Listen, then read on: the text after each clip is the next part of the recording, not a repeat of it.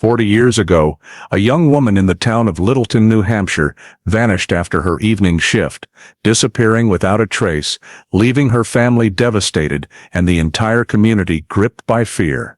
Authorities quickly suspected the man closest to her, the last person known to have seen her alive, of involvement, but with no body found and too few leads to pursue, the investigation ultimately stalled. However, throughout those long years, one family member never gave up hope, clinging to the belief that Emily Hale was still out there waiting to be found. Then one day, as investigators revisited old case files that seemed useless, they discovered a tiny detail everyone had overlooked. A detail that completely changed the direction of the investigation and turned the entire case around in a way no one could have anticipated. Before we dive into this shocking story, let us know where you're watching from, and if you love cases like this, don't forget to hit subscribe to follow the next ones. At the end of 1986, the town of Littleton in northern New Hampshire was enveloped in early winter weather, with the roads along Route 302 covered in a thin layer of mist, and the Franconia Notch pine forest standing silent as if accustomed to the quiet of a small community of just a few thousand residents. Here, everyone knew each other, and any small change in routine was easily noticed. In this town, Emily Hale, 25 years old, worked at the Littleton Gas and Service gas station and was regarded as hard-working, quiet, but reliable. She lived about a 10-minute drive from work in her family's small house in Franconia, where she stayed with her aunt and uncle after her parents divorced many years earlier. Emily's life was simple, revolving around work, a few close friends, and a rarely mentioned relationship with Mark Riddell, whom she had known since high school. On the evening of November 14, 1986, Emily finished her shift at 7:52 p.m., leaving the gas station on her usual route that passed through the Riverwalk-covered bridge. A coworker saw her climb into her green sedan, close the door gently, as she always did, with no signs of haste or worry. That was the last time anyone witnessed her presence. Things only started to turn unusual the next morning, when Emily failed to show up for her 7 a.m. shift at the gas station. She had never been late before. No one answered the landline at home, and attempts to reach Mark went unanswered. Emily's aunt and uncle immediately drove to check the route from home to the gas station, stopping at points they knew Emily sometimes passed, but they found no car and no sign she had been there. They contacted Mark, but received a vague response that Emily might want some time alone. However, the family immediately recognized that this didn't match her personality. By mid-morning, after calling friends' homes, co-workers, and checking nearby hospitals with no information gained, the family had to face what they feared most. Emily was missing, and they officially contacted the Littleton police to open a missing person case. When the call was transferred to the Littleton Police Department switchboard late in the morning of November 15, 1986, the duty officer immediately recognized this was not a typical absence. A young woman with a stable routine, who didn't return home overnight, didn't contact anyone, and missed work. All of this went far beyond the pattern of occasional temporary runaway cases that sometimes occurred in larger urban areas. In Littleton, where people were used to seeing each other every day, unusual absences were often signs of something more serious. The duty sergeant took full details from Emily's aunt: shift end time, usual route, vehicle description, clothing description, and especially the fact that the family had already checked familiar spots themselves, but found no signs Emily had passed through. All this information was recorded on the intake form and forwarded to command that same morning. Based on the last time Emily was seen and the more than 10 hours of no contact, police quickly assessed that this was not a case of an adult voluntarily leaving home, but likely fell into the category of missing under suspicious circumstances. The case was immediately prioritized at a higher level, allowing the investigative unit to take steps beyond standard protocol for a missing person report less than 24 hours old. By noon that day, Emily Hale's official missing person file was established with full personal details, physical description, habits, family and social relationships, and the last time she was seen. All data was entered by the coordinator into the state internal system for cross-referencing with any reports or findings that might emerge from surrounding areas. Once initial procedures were complete, the focus of the investigation immediately shifted to the core task of the early phase, accurately reconstructing Emily's final hours by collecting cross-referencing and verifying every relevant time marker from the evening of November 14th through the morning of November 15th to identify any gaps that might conceal key events. The first point in the data chain was the Littleton Gas and Service gas station, where Emily worked the afternoon shift. An officer was assigned to go directly to the facility to meet the shift manager that day and the two co-workers who worked with Emily. Most of Emily's shift was unremarkable.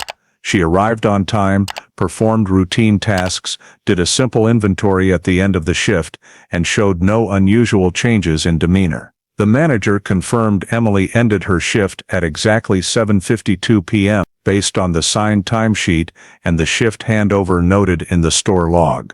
Her departure from the station was corroborated by a coworker's statement that they saw Emily take her car keys, put on her coat, and leave the parking lot shortly after. Investigators recorded 7:52 p.m. as the last time Emily was seen in a solidly verified context. From there, the team constructed her expected travel route, the distance from the gas station to Emily's home in Franconia at that evening hour took only about 10 to 12 minutes by car, depending on speed and road conditions. However, Emily's main route had remained virtually unchanged for years along Meadow Street, turning onto Cottage Street, continuing west through the Riverwalk covered bridge, then onto Highway 18. On the topographic map, this was a straight route with few intersections, easy to navigate, and low chance of confusion. Using map measurements and town traffic data, investigators determined that if Emily left the station on time,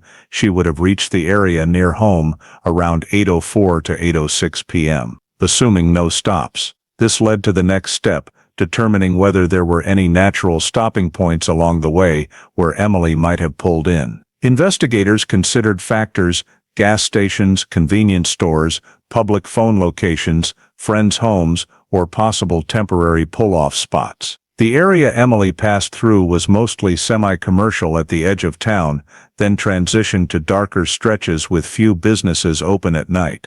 The last store on the route closed at 8 p.m., making a stop there unlikely. The parking area at the Riverwalk covered bridge was one possible stop, but it wasn't a place Emily habitually stopped.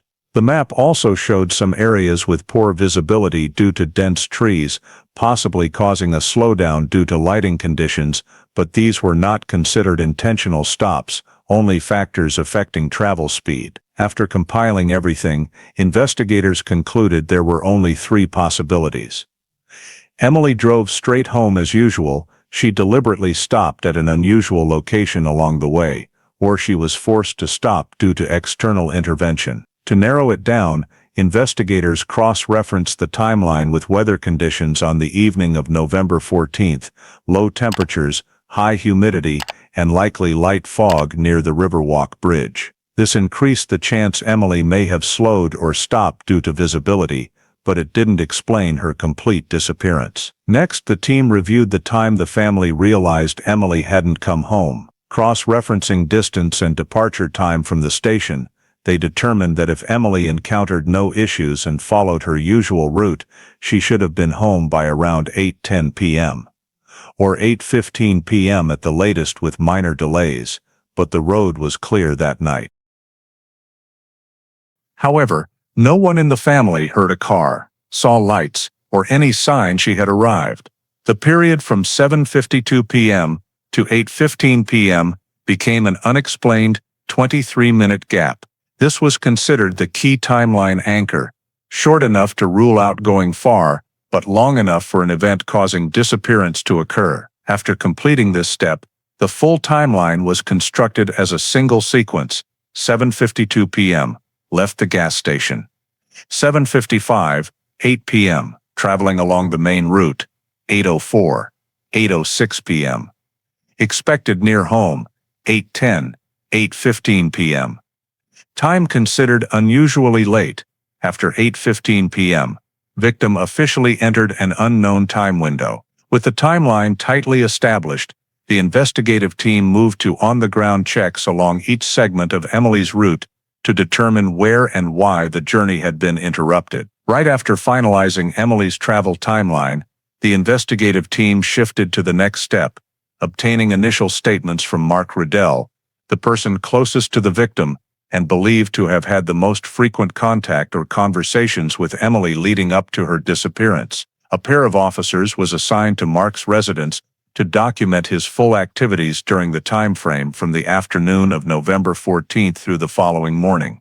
When questioned, Mark described that evening quite simply. He said he had been home all evening, spending most of the time playing video games and reading some old military documents, then going to bed around 10 p.m. According to Mark, Emily hadn't mentioned anything unusual before leaving work, and there were no significant conflicts between them that day.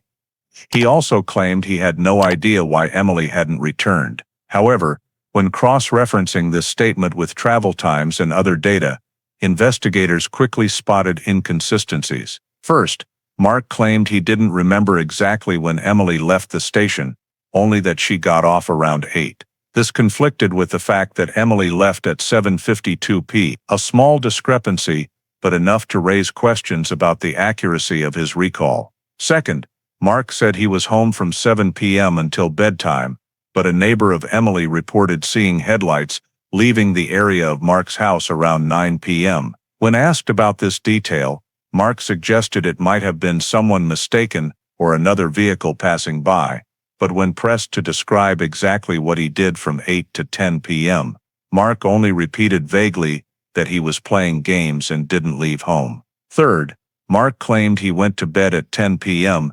and didn't wake up during the night, but when asked specifically what he did right before bed, his answers seemed inconsistent. Initially, he said he read military documents then slept, but when pressed for more detail, he switched to saying he just reviewed some work notes and didn't remember what he read. The shifts in describing his personal activities caused investigators to flag the statement as inconsistent. Another point of attention was that Mark could provide no objective proof he was home from 8 to 10 p.m. No phone calls, no one saw him, no activity confirmed by others. When asked if he tried contacting Emily on the night she disappeared, Mark replied he didn't think it was necessary, believing she might have stayed at her aunt's longer than usual. However, Emily's family confirmed receiving no calls from Mark that night, and Emily had no plans to visit anyone that evening. Mark's lack of apparent concern over Emily's unusual absence, someone he was close to, continued to be noted as a point needing clarification. Investigators also followed up on Mark's claim that he didn't leave home that evening. When asked about his truck, Mark said it remained parked in front of the house all night. However, another neighbor described seeing a similar colored truck moving along the road near the Riverwalk area around 8:30 to 9 p.m. Although this person couldn't confirm it was definitely Mark's truck, the color match and timing led investigators to note the possibility that Mark was out of the house during the exact window in Emily's timeline gap. All these details were cross-referenced and entered into a comparison table with the victim's activity data. While Emily's timeline was clearly defined from leaving the station to when she should have reached home, Mark's timeline had multiple dark periods, leading investigators to conclude his provided time markers lacked sufficient reliability. The lack of detail, changes in statements, and absence of any objective corroboration suggested Mark could be connected to Emily's disappearance, or at minimum had not been truthful about his actions on the evening of November 14th. The full contents of the statement were recorded in the file as a pivotal step in the initial investigation phase. Collecting Mark's statement caused the investigative team to focus even more intensely on Emily's travel route, and just hours after confirming she hadn't returned home, an expanded search was launched to sweep the entire area along her familiar route. Around early afternoon on November 15, 1986, a patrol unit reported back to headquarters that they had located a green sedan matching Emily's vehicle description, parked in a small lot near the Riverwalk covered bridge. This was an area not typically used as a stopping point by locals, as the lot was off the main road and mostly visited by fishermen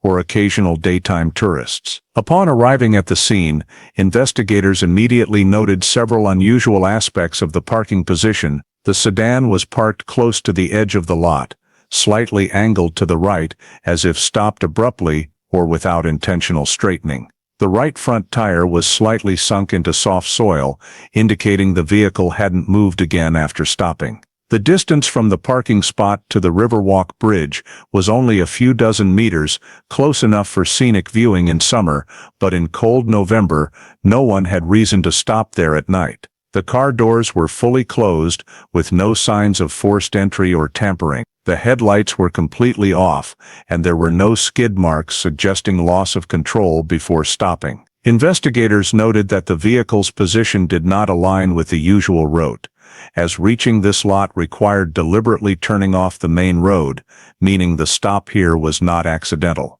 Building on the initial discovery, the team surveyed around the vehicle following standard initial scene protocol, checking surrounding ground, looking for footprints, unfamiliar tire tracks, scattered items, or any traces indicating direction of movement after Emily left the car. The ground was damp, but not soft enough to preserve clear footprints, only a few indistinct depressions that couldn't be identified as human or animal. Investigators marked these spots but concluded they couldn't rely on them for specific activity determination. The few meters from the car to the forest edge showed nothing remarkable: evenly spread dry leaves, no disturbed patches suggesting someone running or something being dragged. The absence of struggle marks or signs of panic meant the team couldn't conclude whether the victim left the vehicle willingly or under duress. After completing the preliminary survey, another group documented the vehicle's detailed condition. All doors were locked from the outside,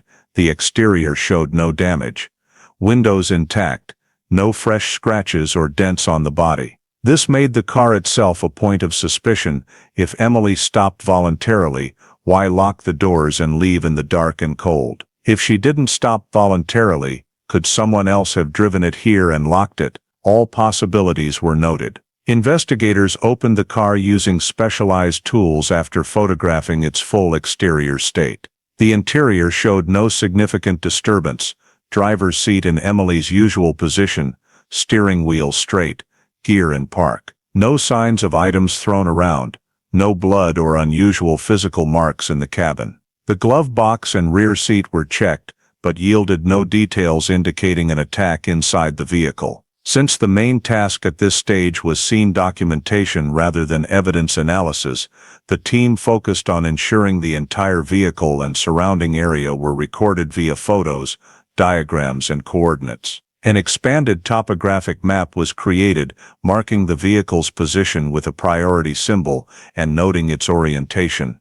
distance to the main road, distance to the forest edge, and to the bridge. They took photos from multiple angles: overall lot view, distance from car to roadside, tire details, ground near doors, bridge supports, and obscured spots that could have played a role in the victim leaving the area. Every photo included time and lighting condition annotations for later comparison. During the survey, one detail was specially flagged. The car was parked facing the opposite direction from Emily's usual route home. This prompted the team to question whether Emily stopped intentionally or if the car was driven here by someone else. However, at this early stage, there was no basis for a conclusion. Upon completing the scene documentation, the team left the lot with the assessment that the vehicle was a critical milestone in Emily's timeline, but one filled with contradictions. She left the station on her route home, yet the car appeared in a location outside her normal travel habits. The car showed no signs of accident or collision, but its parking position indicated deliberate intervention. No traces of confrontation inside or outside the vehicle, yet Emily's complete disappearance didn't fit any voluntary scenario. These scene findings became the foundation for the investigative team to continue expanding subsequent sweeps. Right after completing the on-site survey and locating Emily's sedan at the dirt lot next to Riverwalk Covered Bridge, the investigative team returned to the first point in the timeline, Littleton Gas and Service Station, where Emily had worked the evening before she disappeared. The goal of this step was to re-verify all information related to her final shift, confirm the timings as precisely as possible, and eliminate any potential margin of error that could affect the timeline construction process. A pair of officers was assigned to return to the gas station in the early afternoon to work directly with the shift manager and the 3 employees who were present in the store the previous evening.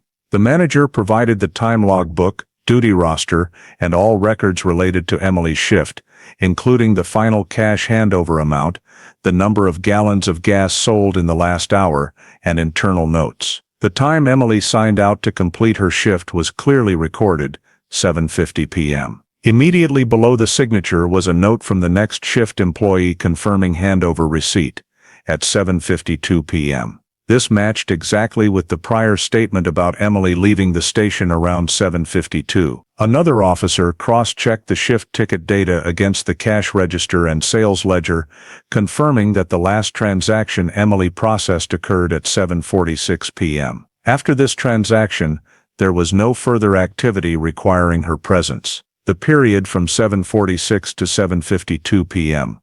was identified as the time Emily used to tidy up, lock the cash drawer, and leave the store.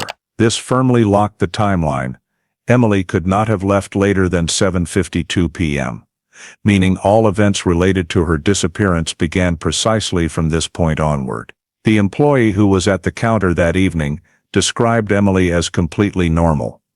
No signs of anxiety, no indication of arguing on the phone, and no one coming to the store looking for her. One employee recalled Emily mentioning that she wanted to get home quickly because it was cold, which further supported the likelihood that she headed straight along her usual route, with no intention of stopping anywhere. The investigative team asked in more detail about vehicles present near the station around the time Emily finished her shift. One employee stated that 2 cars were parked near the store, but both left more than 10 minutes before Emily, and no one was waiting or observing the area when Emily departed. The station's front security lights also showed no unusual motion between 7:45 and 8 p.m. Since there were no surveillance cameras recording at that time, the assessment relied solely on employee statements and internal reports.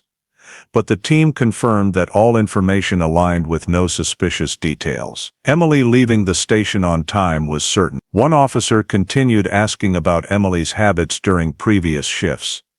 Did she often linger to chat after work? Did she frequently wait for someone to pick her up? Did she regularly meet anyone near the area? Both the manager and co-workers unanimously agreed that Emily almost always left the store immediately after handing over the shift, never lingered, and did not meet anyone. This allowed the team to rule out the possibility that the victim voluntarily changed her schedule or had an unexpected appointment. To further strengthen verification, investigators requested the full list of employees working that day and conducted quick interviews with each one. No one reported any suspicious vehicles or individuals around the time Emily finished her shift. At the same time, one officer reviewed service reports within a 1-2 kilometers radius of the station to check for any breakdowns, accidents, or unusual situations that might have caused Emily to stop and offer help, but no relevant calls were found. Locking down the exact time Emily left the station allowed the investigative team to clearly define the critical time window to focus on from 7:52 p.m. to approximately 8:15 p.m., the time by which Emily should have arrived home. This was the only gap where an event leading to her disappearance could have occurred.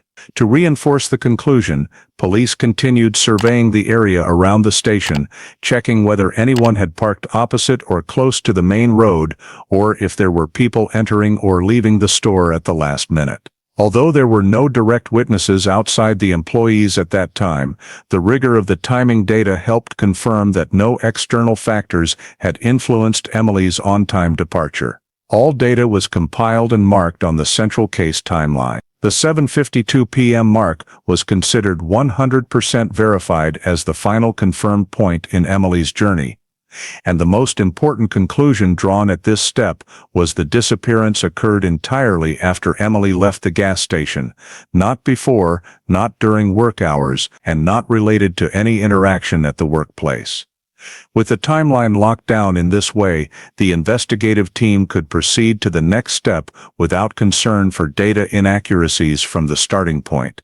With the departure time from the gas station firmly established and Emily's vehicle found at the dirt lot next to Riverwalk Covered Bridge, the investigative team proceeded with the first ground search along the route Emily would have taken to get home. The objective was to trace signs of movement, identify where the victim might have left the vehicle or been forced to stop, and find any physical evidence to help narrow the window of her disappearance. In the afternoon of November 15th, the search force, including patrol officers, crime scene investigators, and the K-9 unit, was deployed along the route from the gas station to the vehicle's recovery location. The route was less than 3 miles long, but included many poorly lit sections, especially near the bridge and the turnoff to the dirt lot, making a meter-by-meter sweep necessary. The K-9 team was assigned to start from the point where Emily left the station, following the direction the sedan was determined to have traveled.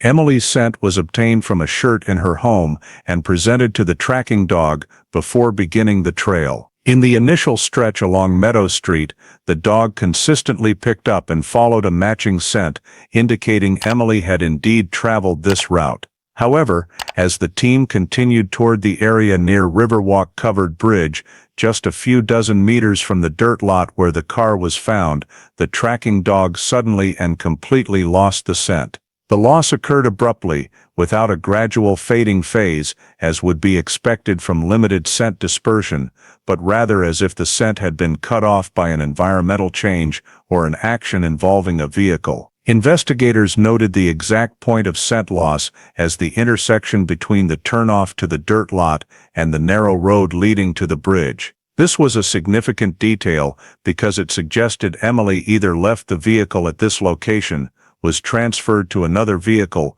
or made direct ground contact at this point before completely disappearing from the route. The investigative team marked the area with stakes, expanding the search radius around the point of loss by an additional 25 meters in all directions. The search force divided into small groups to sweep both sides of the road and check every obscured terrain feature, including low brush, small rock crevices, uneven ground patches, and locations that could serve as spots where the victim might have been dragged or exited the vehicle under sudden circumstances.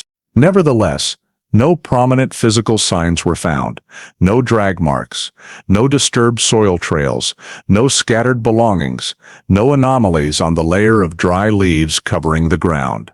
Some small indentations were noted, but could not be identified as shoe prints or animal tracks due to their faintness and scattering. However, the clear point of scent loss was sufficient for the team to conclude that the event causing Emily's disappearance must have occurred after the vehicle turned off the main road and stopped at the dirt lot, whether voluntarily or under duress. This significantly narrowed the scope compared to the initial assumption.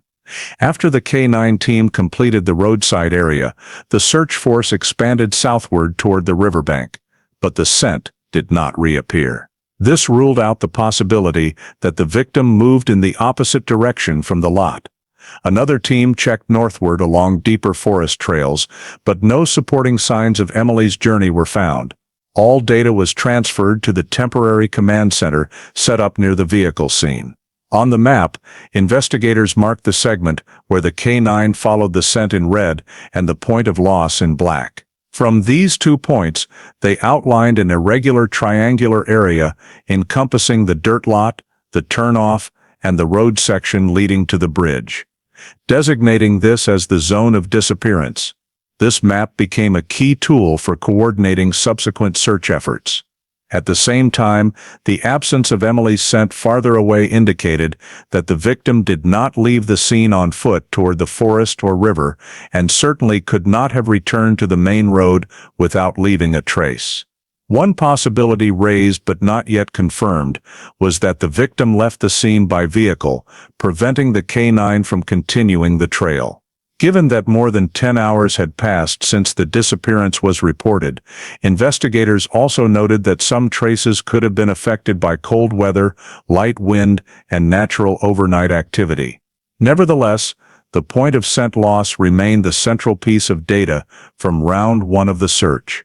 At the conclusion of this phase, the search team determined that the focus area needed to be concentrated within the narrowest radius along the entire route, and this was precisely the zone where the likelihood of an incident, whether accident or external intervention, was highest in Emily's journey from the gas station to home. In parallel with the route sweep and identification of Emily's point of scent loss, the investigative team continued expanding information collection from the victim's residential area to determine whether anything unusual had occurred around her home or involving her closest associate, particularly Mark Riddell, in the time before and after her disappearance. Since the neighborhood where Emily lived was small and most residents knew each other, police easily approached those likely to have observed activities on the evening of November 14th. In the afternoon of the same day, 2 officers went door to door along the road leading to Emily's residence to record statements. The collected information quickly painted a picture that differed from what Mark had provided in his initial interview.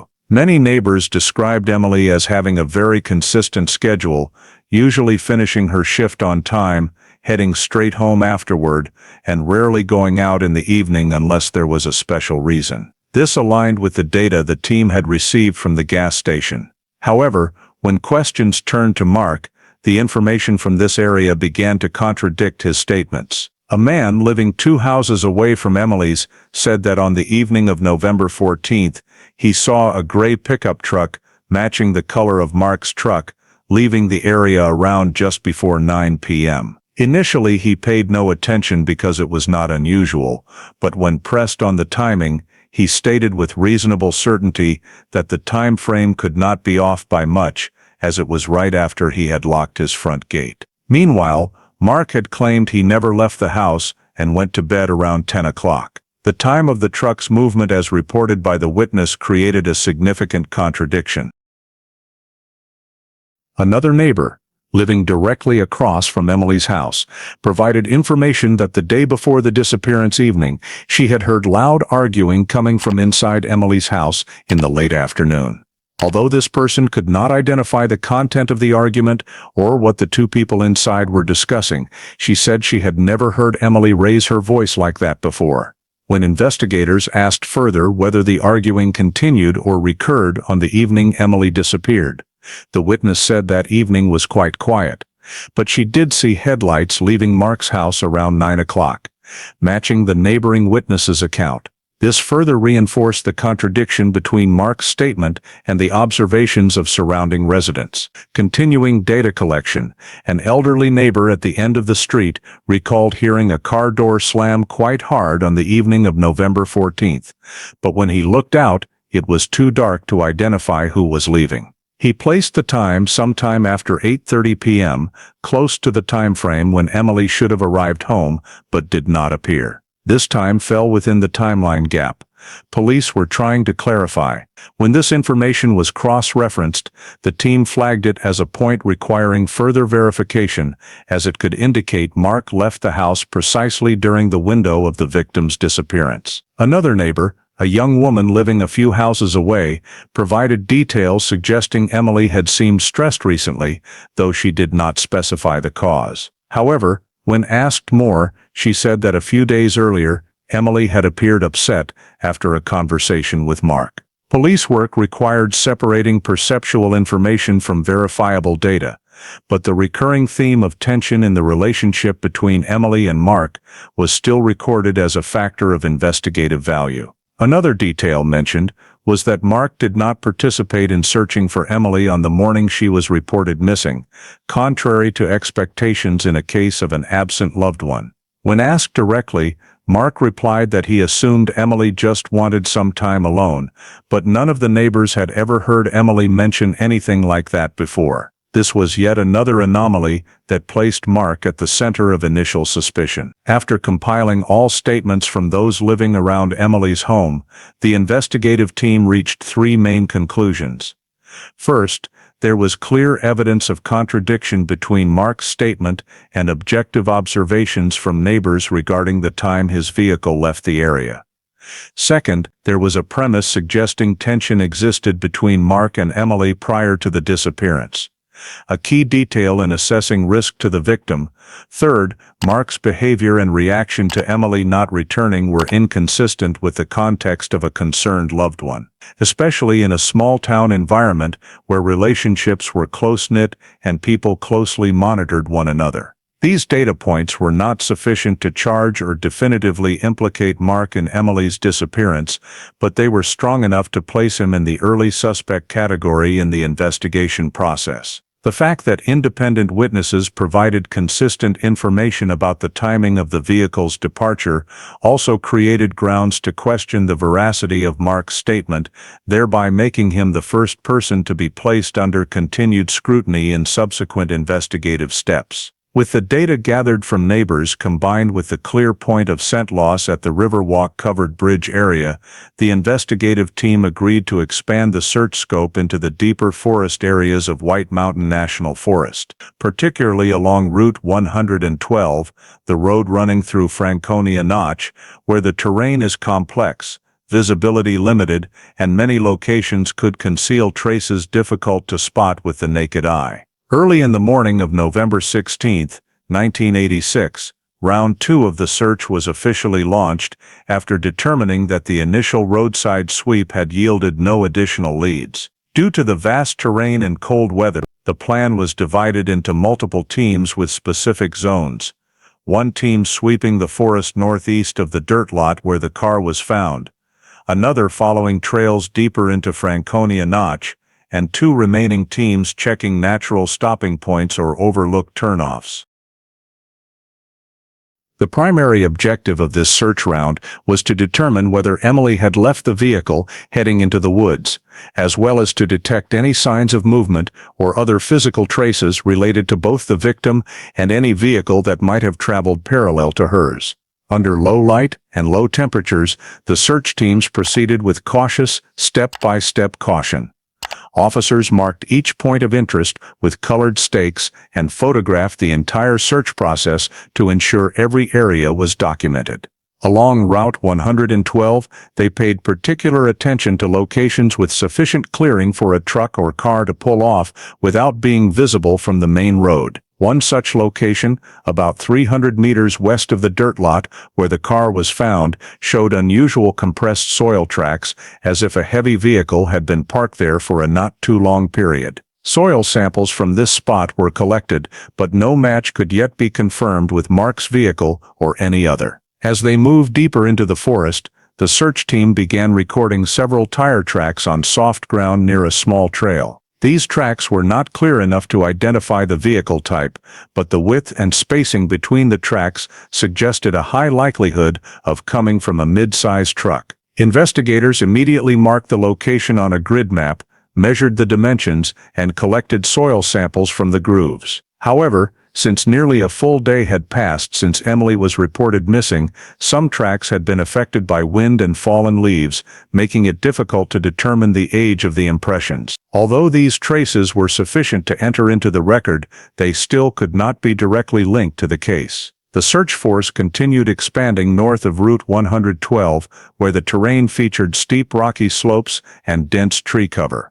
This was an area very suitable for concealing evidence or a body if the perpetrator wished to hide their actions. A specialized team equipped with ropes and safety gear checked small rock crevices and deep gullies. Although this was time and labor-intensive, no traces indicated Emily had ever moved into that area. No scraps of fabric, no jewelry, no personal items belonging to the victim were found. Another team swept along tourist trails, but found no footprints matching Emily's shoe size, nor any disturbed areas suggesting someone running or being dragged. During the search, a notable detail was the complete absence of any physical signs indicating Emily had been injured or left blood traces. This both reduced the likelihood of an attack occurring right in the woods and did not rule out the possibility that the victim was taken to another location outside the search perimeter. Some officers noted a lightly disturbed patch of soil near a tree base, but upon digging, they found only roots and decayed leaves, with no relevant clues. Strong winds and rapidly dropping temperatures made human scent virtually non-existent, severely limiting the K9 unit's tracking ability. Although tracking dogs were brought to various locations in the forest, especially those with tire tracks, they detected no scents matching Emily's sample. The natural conditions, cold, dry, constant wind, made scent preservation nearly impossible after many hours. The command team noted that the loss of scent at the turnoff to the dirt lot became even more significant because if Emily had ever stepped into the forest, the K9 would likely have detected some change in scent somewhere within the expanded range.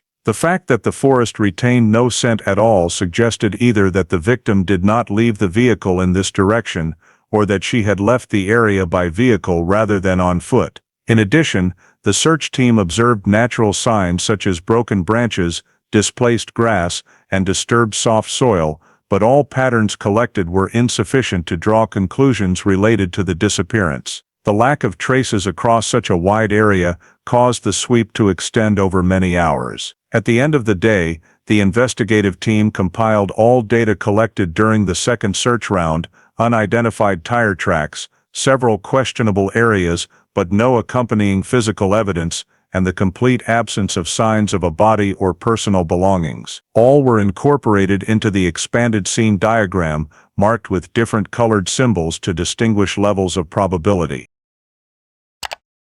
Although it did not yield any decisive discoveries, the second search round established one important conclusion: there were no signs indicating Emily walked into the forest on her own or met with foul play in the Franconia Notch area. The presence of the vehicle near the bridge did not correlate with any natural activity of the victim in this forested region. This forced the investigative team to consider other possibilities for the cause of Emily's disappearance, as the area they had expected to yield traces provided no supporting data for any direct scenario. The search results from round 2 showed no signs of the victim entering the woods, no personal items left behind, and no evidence indicating a direct attack at the scene, so the investigation team shifted to analyzing the possibility that Emily was abducted. This became an important investigative direction because if the victim did not leave the area on her own and did not suffer an accident, the likelihood that she was intervened with by an active external factor was very high. The first focus was to assess whether a stranger could be behind the incident. To rule out or confirm this direction, the police began cross-referencing traffic on the route Emily traveled on the evening of her disappearance. Although the small town of Littleton had no traffic camera system in 1986, several indirect data sources could be used: patrol reports, logbooks from stores still open that evening, and statements from drivers who passed through the Riverwalk area around the relevant time. One officer contacted the night patrol team responsible for Route 302, Route 112, and the branches leading into Franconia Notch. In the patrol reports for the night of November 14th, there were no records of any unusually parked vehicles, pedestrians, or cars loitering around the clearing where Emily's sedan was found. This suggested that if another vehicle had appeared at the scene around the time Emily vanished, it had only stopped very briefly or moved out of sight immediately after the incident. At the same time, the police reviewed the list of vehicles stopped and checked that night across Grafton County. The reports showed no cases of drivers losing control, suspicious behavior, or signs of criminal activity. One truck was checked on Route 302 around 9:15 p.m., but the driver was confirmed to be a local resident heading home from a late shift. Although the timing fell within the window under consideration, the checkpoint location was more than 3 miles from the scene, and no evidence linked this driver to the case. From the traffic data, the possibility that a stranger coincidentally appeared, abducted Emily, and disappeared without anyone seeing or hearing anything unusual became less plausible. The investigation team continued reviewing crime reports in the surrounding area for the 2 weeks before and after Emily's disappearance. They focused on serious offenses, assaults, sexual offenses, stalking, and attempted abductions. Across all records from late October to mid-November 1986, only two notable incidents appeared: an argument between two groups of youths in Bethlehem and a minor theft at a vacation cabin near Cannon Mountain. There were no reports of women being followed, threatened, or endangered. This made the hypothesis of a stranger deliberately targeting Emily less convincing, especially since the victim did not have a habit of wandering at night, did not interact with strangers, and lived in a town with a low crime rate. Moreover, if a stranger had intentionally abducted Emily, the chances that they were prepared enough to incapacitate the victim on the spot, control her vehicle, drive the car to the clearing, and vanish without leaving any physical traces were very low, especially in cold weather and on ground that easily retained footprints or drag marks. However, at the scene, there were absolutely no signs of struggle, no blood, no dropped items, and no disturbance around the car. This was more consistent with a scenario in which the victim left the vehicle without confrontation or was compelled to leave by someone she did not immediately perceive as a threat. From this point, the investigation team began re-examining all data related to Emily's personal relationships. When cross-referenced with neighbors' statements, the question of Mark Riddle's involvement became increasingly prominent. Throughout the review, no evidence whatsoever emerged of a stranger appearing on the road Emily traveled. No unfamiliar vehicles were recorded. No witnesses saw an unfamiliar individual around Emily's home or the Riverwalk Bridge area that night. The complete absence of any stranger-related traces, while there were signs of a truck leaving the area precisely during the time frame Emily disappeared, began to strongly tilt the investigation team's assessment toward one single direction: the possibility that the person responsible for the disappearance was someone the victim knew. Investigators argued that Emily was cautious, did not have a habit of letting strangers into her car, especially at night.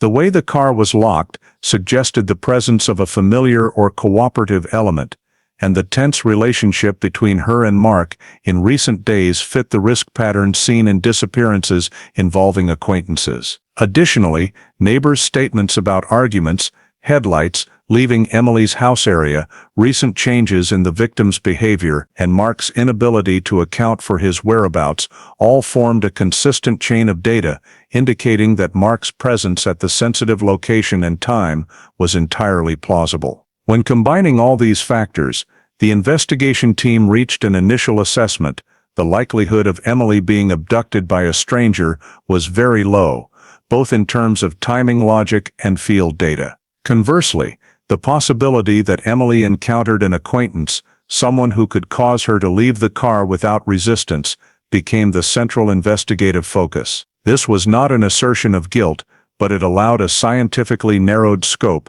ruling out random subjects, ruling out stranger-perpetrated scenarios, and concentrating on the small group of individuals with direct or indirect connections to the victim. At the conclusion of this analysis, Mark Riddle, with his inconsistent statements, unusual behavior, unexplainable time gaps, and his vehicle observed moving by a witness, became the focal point of the acquaintance investigative direction that Littleton police began to seriously examine. Ruling out stranger involvement in the disappearance led the investigation team to begin focusing on personal factors, particularly motives that could arise from relationships or financial interests. When evaluating disappearances with no traces left behind and the possibility of intervention by someone known, police commonly examine the victim's financial situation to determine whether conflicts, pressures, or benefit-related elements appeared before the disappearance. On the morning of November 17,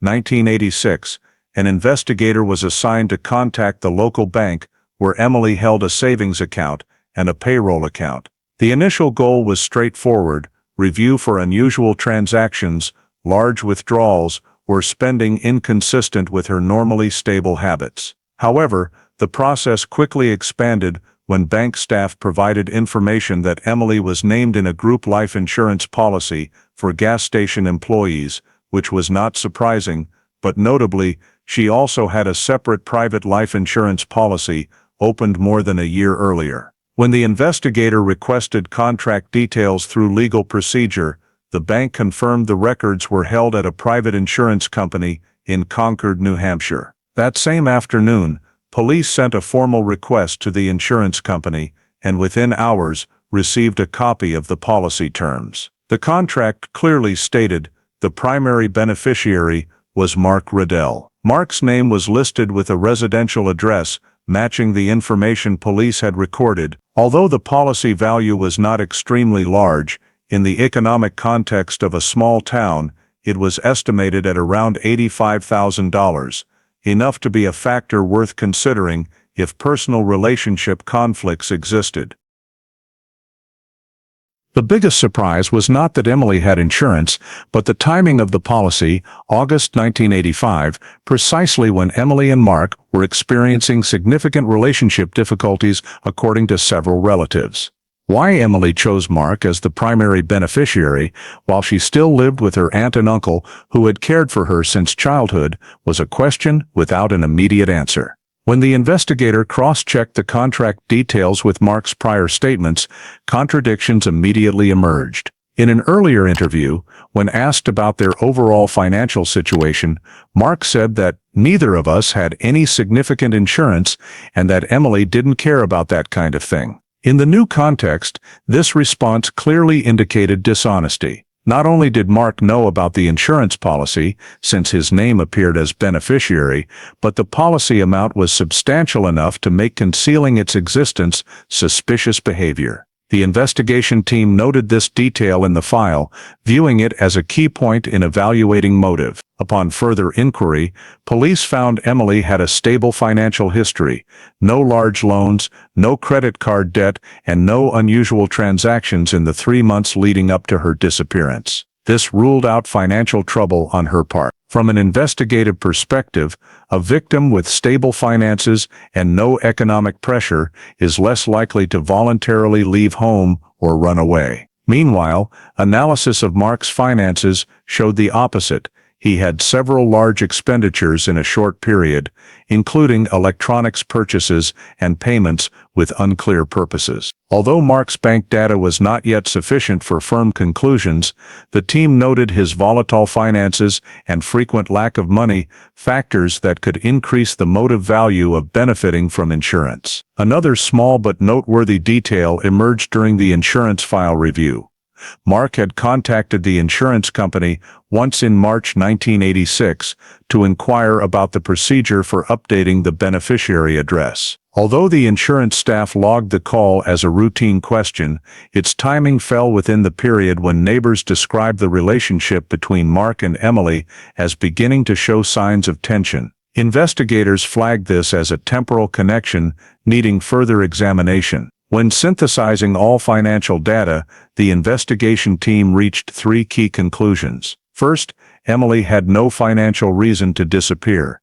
Therefore, the hypothesis of voluntary departure continued to be ruled out. Second, the existence of a high-value insurance policy with Mark as beneficiary, while he denied its existence, was a clear sign of deception. Third, the contradiction between statements and financial evidence provided a potential motive in disappearances leading to violence.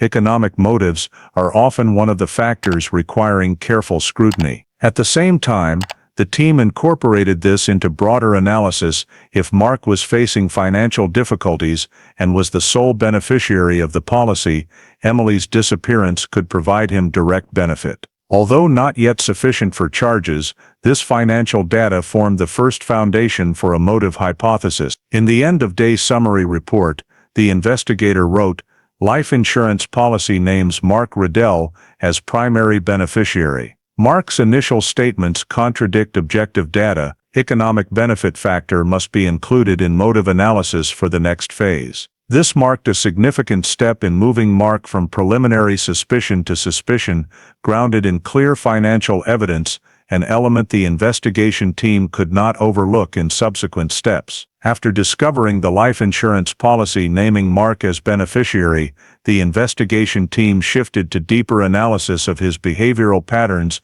to determine whether controlling tendencies, latent violence, or extramarital emotional motives could be linked to Emily's disappearance. During the collection of Emily's personal items from her private room and shared areas of the house, police found several handwritten letters, short notes and scraps of paper Emily used as fragmentary journal entries. The content did not directly mention fear of Mark, but many passages expressed feelings of being watched, asked too much, and unable to have personal space. Isolated lines such as, "He doesn't trust me," "I have to explain too much," or "argued about me coming home a few minutes late," were flagged as important behavioral data. From this, the team began to recognize that Mark's controlling pattern might be greater than what he displayed in his initial statements. When the investigation team visited Mark's home to review certain documents, they found no exchanged correspondence between the two. But they discovered several of Mark's notes regarding Emily's schedule, her work hours, shift end times, days she met friends, and even reminders such as "ask her tonight about the new friend at the gas station." These documents were not evidence of a crime, but they showed Mark observing and monitoring Emily at a higher than normal level. When neighbors were re-interviewed, some described Mark as sometimes overly protective, frequently showing up at Emily's house unannounced, and on one occasion loudly questioning Emily about why she was a few minutes late. Another neighbor recounted that Mark had once asked them if any strange faces had come to Emily's house, even though the neighbor confirmed there had been none. These descriptions indicated a controlling behavioral pattern, an important factor in disappearances involving romantic relationships. At the same time, police collected other personal items belonging to Mark, including a work notebook and several loose pages with content not directly related to the case, but showing numerous negative thoughts about his relationship with Emily. Passages included, "I don't know if she still loves me, she always avoids me," or "can't let this keep drifting like this." Behavioral analysts viewed these as signs of emotional instability, especially in the context of a strained relationship and Emily apparently trying to create distance. The next step for the team was to examine the possibility that Mark had an extramarital relationship, an element that often becomes a motive in disappearances or domestic violence cases. When cross-referencing Mark's financial notes and the phone activity he provided, investigators noticed numerous calls and messages made at unusual hours to a landline in Bethlehem, an area not far from Littleton. When asked about this number, Mark said it belonged to a friend from the military, but when police called to verify, the subscriber was a woman named Laura, who said she knew Mark through a gaming group and that they communicated frequently. Although Laura denied any romantic relationship, the frequency of contact, including many lengthy evening calls, led the team to record this as a relationship needing further scrutiny. Another detail that caught police attention was a page torn from Mark's notes, leaving faint pencil impressions. When the forensics lab attempted carbon dusting to recover the writing, they found an almost complete sentence, "I can't let her leave me." This was not considered evidence of a crime, but it added to the picture of controlling behavior and fear of losing the relationship. Additionally, from neighbors' statements, police learned of an argument at Emily's house occurring close to the time of the disappearance. One neighbor even said he heard Mark say, "You're not going to avoid me anymore." When cross-referenced with Emily's notes, in which she wrote about feeling suffocated, the situation began to take on the appearance of escalating emotional conflict, accompanied by strong controlling elements. Beyond the controlling behavior pattern, the team also examined the possibility of an infidelity motive. They began analyzing Mark's newer social relationships, especially after discovering his frequent contact with Laura. When further questioned, Laura admitted that Mark had once confided that his relationship with Emily wasn't the same anymore and that he had thought about changing everything in his life. The language was vague, but when placed alongside the insurance data showing Mark would financially benefit if Emily died, and the controlling behavior, police flagged this as a possible dual motive, both wanting to escape a strained relationship and gaining financial benefit. During a review of Mark's computer and personal documents, an officer found 2 long-distance call bills to Vermont, where Laura occasionally worked part-time. This suggested their relationship was closer than Mark had claimed. Furthermore, in another note, Mark listed future plans with no mention whatsoever of Emily. A point the team continued to record. Ultimately, when synthesizing all behavioral data, the investigation team concluded that Mark exhibited two notable characteristics: a strong tendency toward control in the romantic relationship and the existence of another relationship, though not confirmed as traditional infidelity, sufficient to create a motive for conflict. Both factors, combined with the financial data, placed Mark at the center of the risk model for an unexplained disappearance. His denial of the insurance, time contradictions, and signs of deception in personal relationships made the suspicion file on Mark increasingly clear, forcing the team to view him under the lens of primary suspect rather than merely an initial witness. Right after completing the analysis of Mark's behavioral pattern and determining that he exhibited controlling traits, emotional conflict, and unclear extramarital connections, the investigative team concluded that the search needed to be expanded by focusing on the routes Mark commonly used, rather than relying solely on Emily's travel itinerary.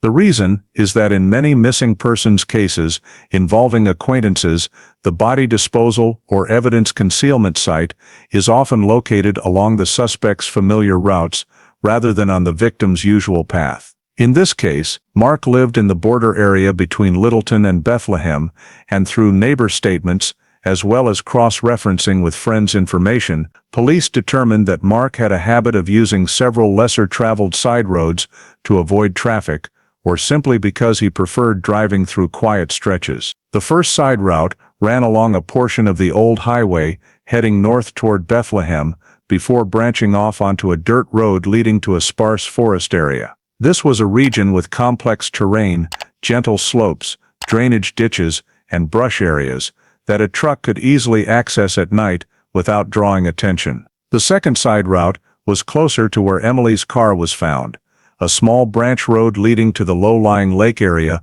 locally known as Miller's Hollow. The investigative board noted that Mark had worked seasonal jobs near this lake several years earlier, so the team began paying attention to the possibility that he might have chosen a familiar location to hide evidence or a body. The third route was a dirt road passing through an abandoned farm south of Franconia, a place said to have been unused since the early 1980s. Some local residents confirmed that Mark had visited the area as a young man to play mock battle games with friends, making it a point of interest. On the morning of November 18th, the third round of search operations was deployed with nearly double the personnel compared to round 2, due to the broader scope and greater number of blind spots in the terrain. The first team followed the side route to Miller's Hollow. There, they swept the shallow flooded areas, trails around the lake, and eroded patches of ground. Although some old tire tracks were found, they were faded,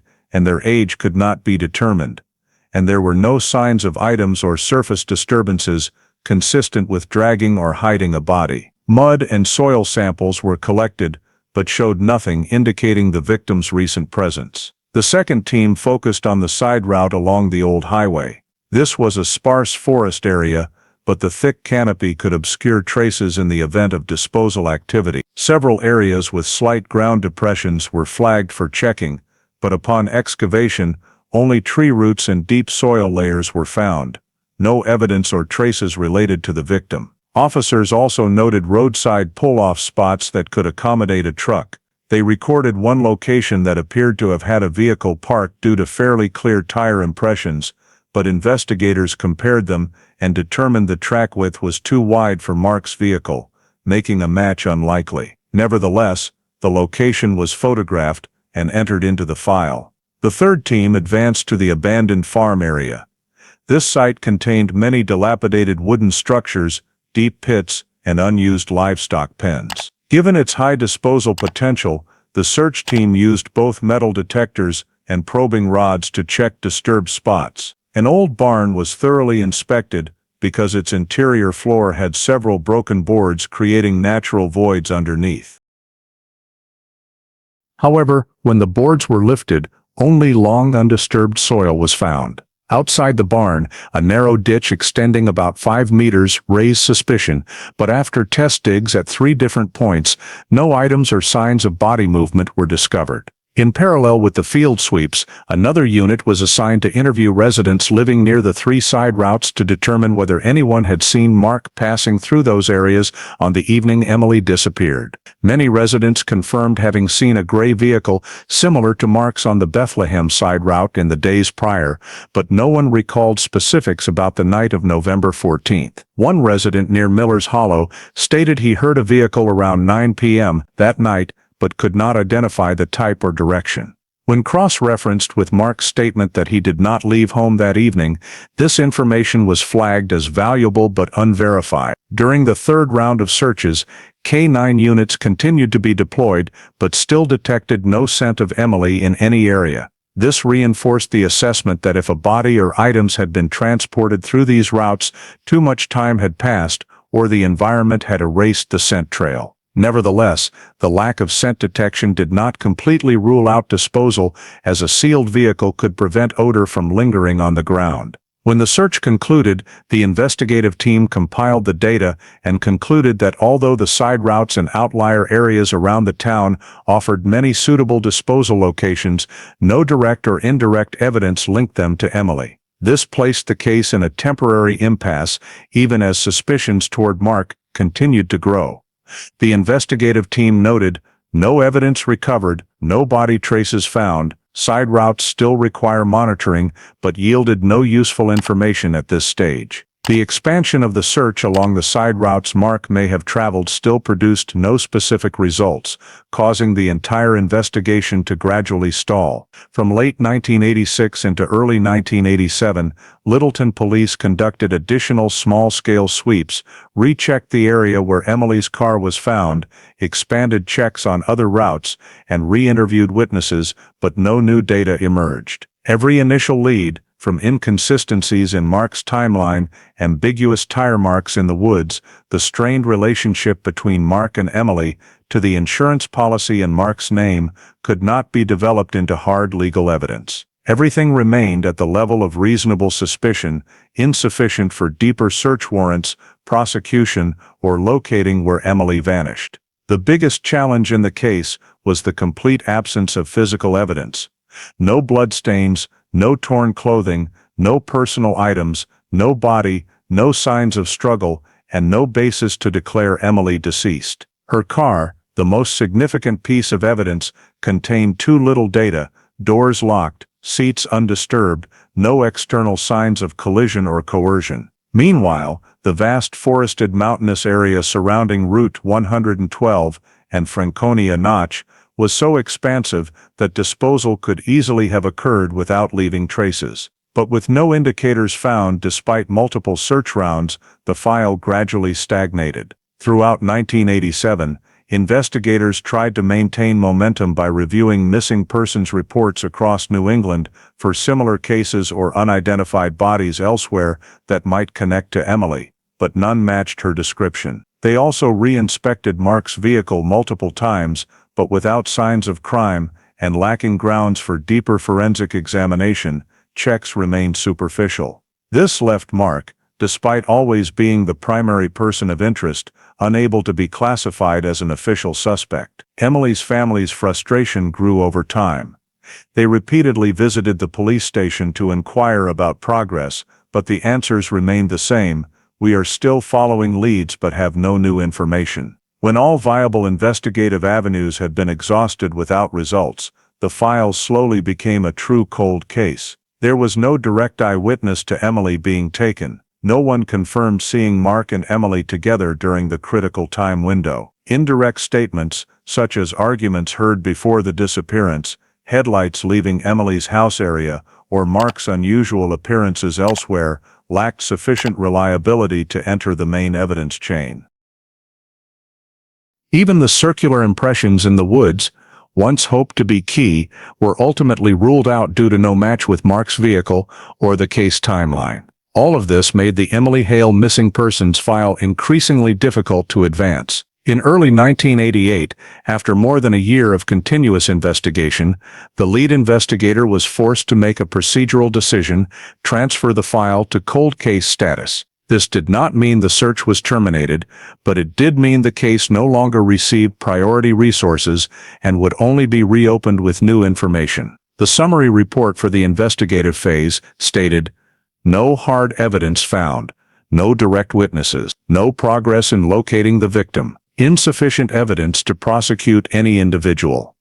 Mark Riddle, despite having the most anomalies, could not be charged, as the legal system required clear evidence, while the current file contained only suspicion, inference, and unverified inconsistency. As the file closed, a cold layer of dust settled over Emily Hale's case. Although investigators still listed Mark as a person of interest, they could go no further. The case gradually faded into the memory of the town of Littleton as a question without an answer. Each year, Emily's family still placed flowers at the Riverwalk Bridge where the car was found, clinging to the faint hope that one day the truth would be revealed. But from 1988 onward, Emily Hale's name officially became one of New Hampshire's coldest missing persons cases, awaiting even the smallest new lead to bring the truth back to light. After the Emily Hale file was officially transferred to cold case status in early 1988, an independent review team within the Littleton Police Department was formed to re-examine the entire initial investigative process and determine whether any errors or overlooked details had occurred that failed to meet standard protocol. The review proceeded quietly without public announcement, but aimed to reassess information collection, evidence preservation, and data analysis, factors that may have contributed to the case stalling sooner than necessary. The first step in the review was to re-examine all original 1986 documents, including witness statements, patrol reports, on-scene notes, and collected samples. A veteran investigator quickly discovered that some materials gathered in the early days had not been processed according to standard archiving procedures. Specifically, certain hastily written on-scene notes, such as descriptions of ground depressions near the parking area, unclear tire marks, and scraps recording.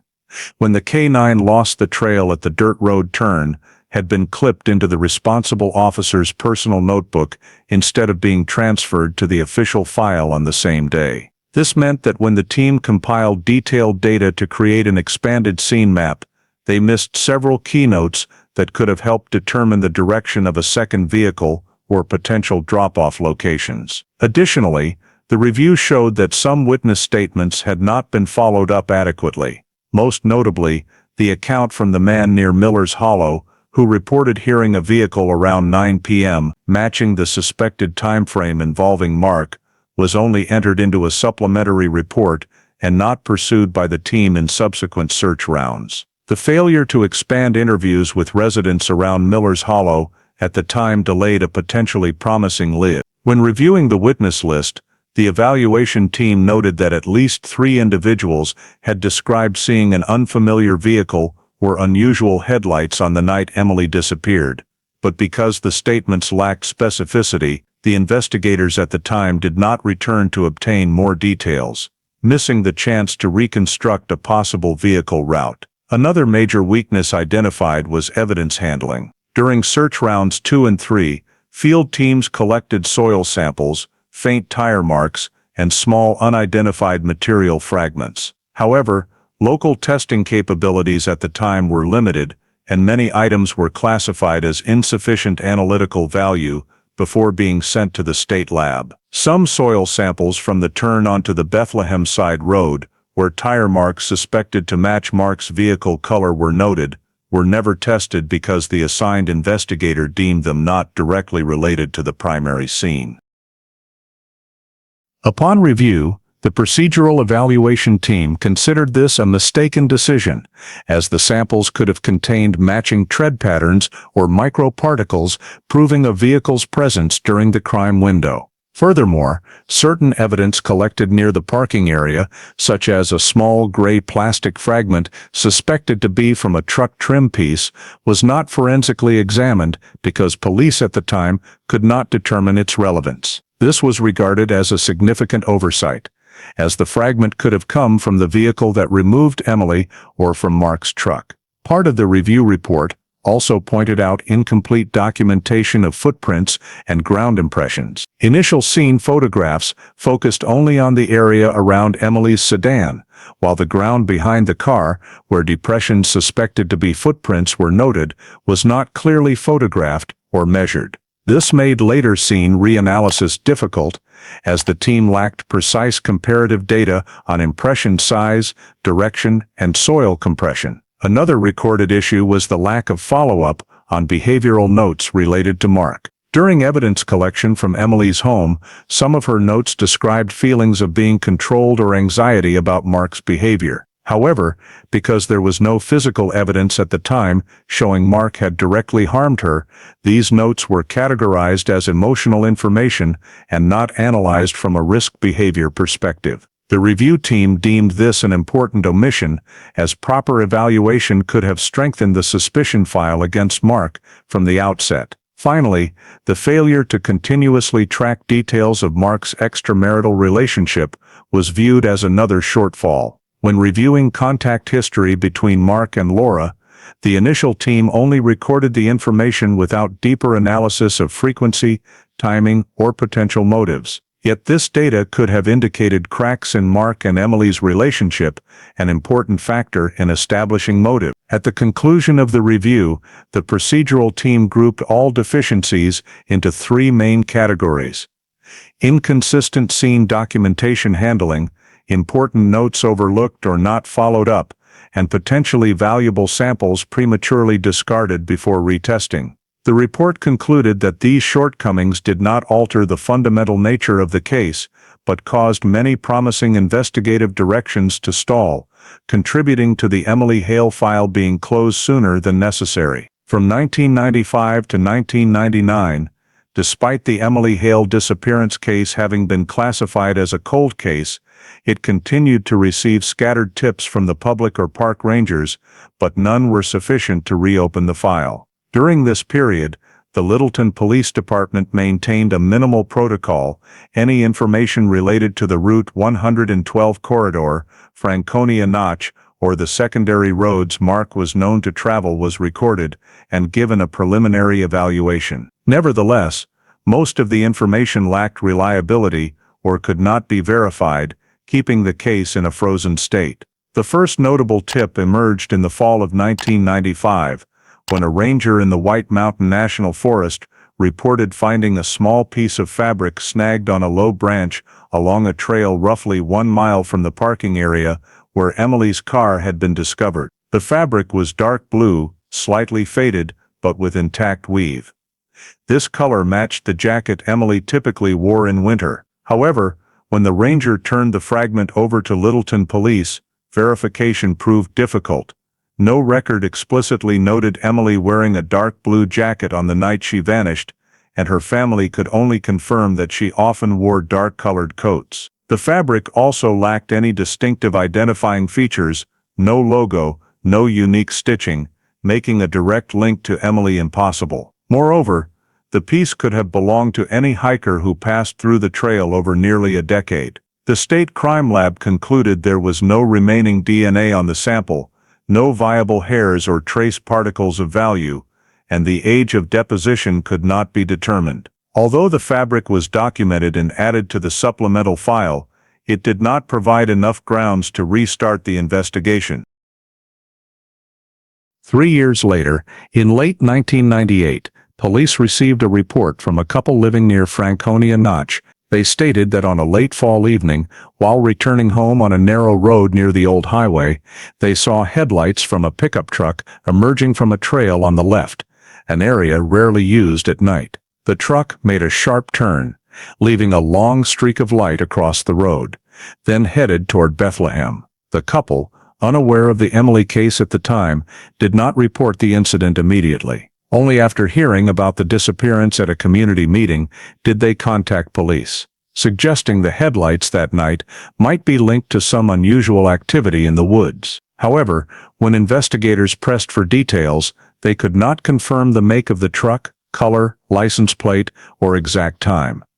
Only that it was a pickup and the headlights seemed dimmer than normal. When cross-checked against records, the investigative team noted that the road where the couple saw the vehicle was one of the secondary routes Mark frequently used. However, the reporting delay, nearly 12 years after the disappearance, rendered the information of little evidentiary value. The driver could not be identified, no trail could be backtracked, and it could not be confirmed that the timing actually coincided with Emily's disappearance date. The data was retained as an expanded note, but could not be considered a strong lead. During 1995-1999, the Littleton Police Department also logged several sporadic calls from residents near secondary roads. Some reported seeing strange vehicles parked in the woods on winter evenings. Others claimed to have heard a car door slam hard, similar to descriptions from 1986. However, all lacked high credibility. No direct witnesses could corroborate timing.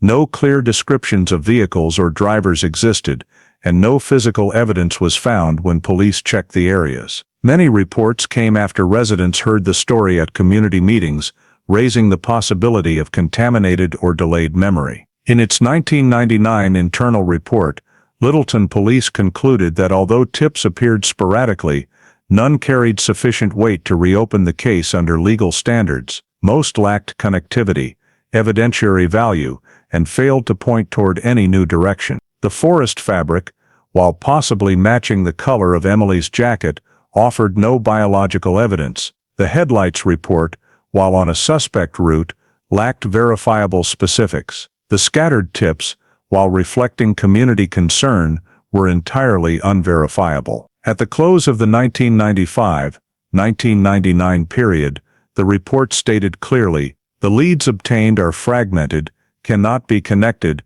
and do not meet the threshold to reopen the Emily Hale file. The case remains maintained in cold case status pending new physical evidence or verifiable witnesses. In 2003, after more than a decade without progress in numerous unsolved disappearances and homicides across New Hampshire, the state's cold case unit was restructured with the mandate to modernize old data, converting all paper files to a digitized system to standardize procedures and lay the groundwork for applying new forensic techniques. During this review sweep, the Emily Hale file, frozen since 1988, was placed in an early digitization priority group due to its numerous loose documents, inconsistent scene notes, and evidence samples never examined to modern standards. Digitization began from the old storage vault at Littleton Police Department, where dozens of boxes were transported to Concord for scanning,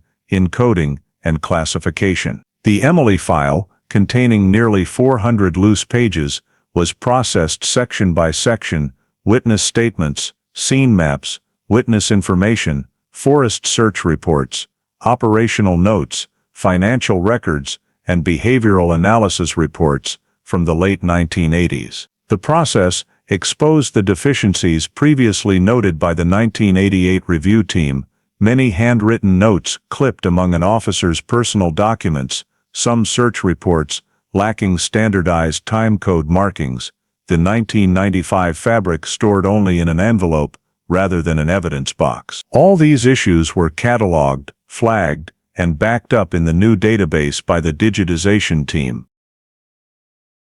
Once digitization was complete, the cold case unit began prioritizing files based on multiple criteria: feasibility of applying modern forensics, presence of still valuable samples, risk level tied to suspects, degree of inconsistencies in statements, and potential for reactivation with emerging technology. Among nearly 70 cases being sorted, Emily Hale was not placed in the near-solved group due to the absence of clear physical evidence, but was assigned to the high forensic potential category, a special priority tier for cases with existing samples that had not yet been analyzed using next-generation DNA techniques. The file earned this placement based on three key factors. First, Emily's sedan was impounded shortly after the disappearance and remained in the county evidence warehouse, never subjected to post-1995 DNA standards. Specialists believe that inside the vehicle, especially door handles, seat belts, seats, and frequently touched surfaces, biological traces likely persisted that old technology could not analyze, but new extended DNA extraction methods, becoming widespread in the early 2000s, might recover. Second, the 1995 fabric fragment, although not linked to an owner, remained sealed and could be retested. If root fibers could be extracted, low-degradation chemical analysis from newer generations might identify fiber origin or external contaminants. Third, Mark Riddell's statement, with numerous unresolved contradictions, was deemed ripe for re-examination in a modern data context. The cold case unit considered that, with improved behavioral analysis technology, Mark's statements could be reassessed alongside timeline data, peripheral records, behavioral pattern analysis, root calculations, and local historical data, cross-referencing. Beyond these three main factors, the team also noted a critical point.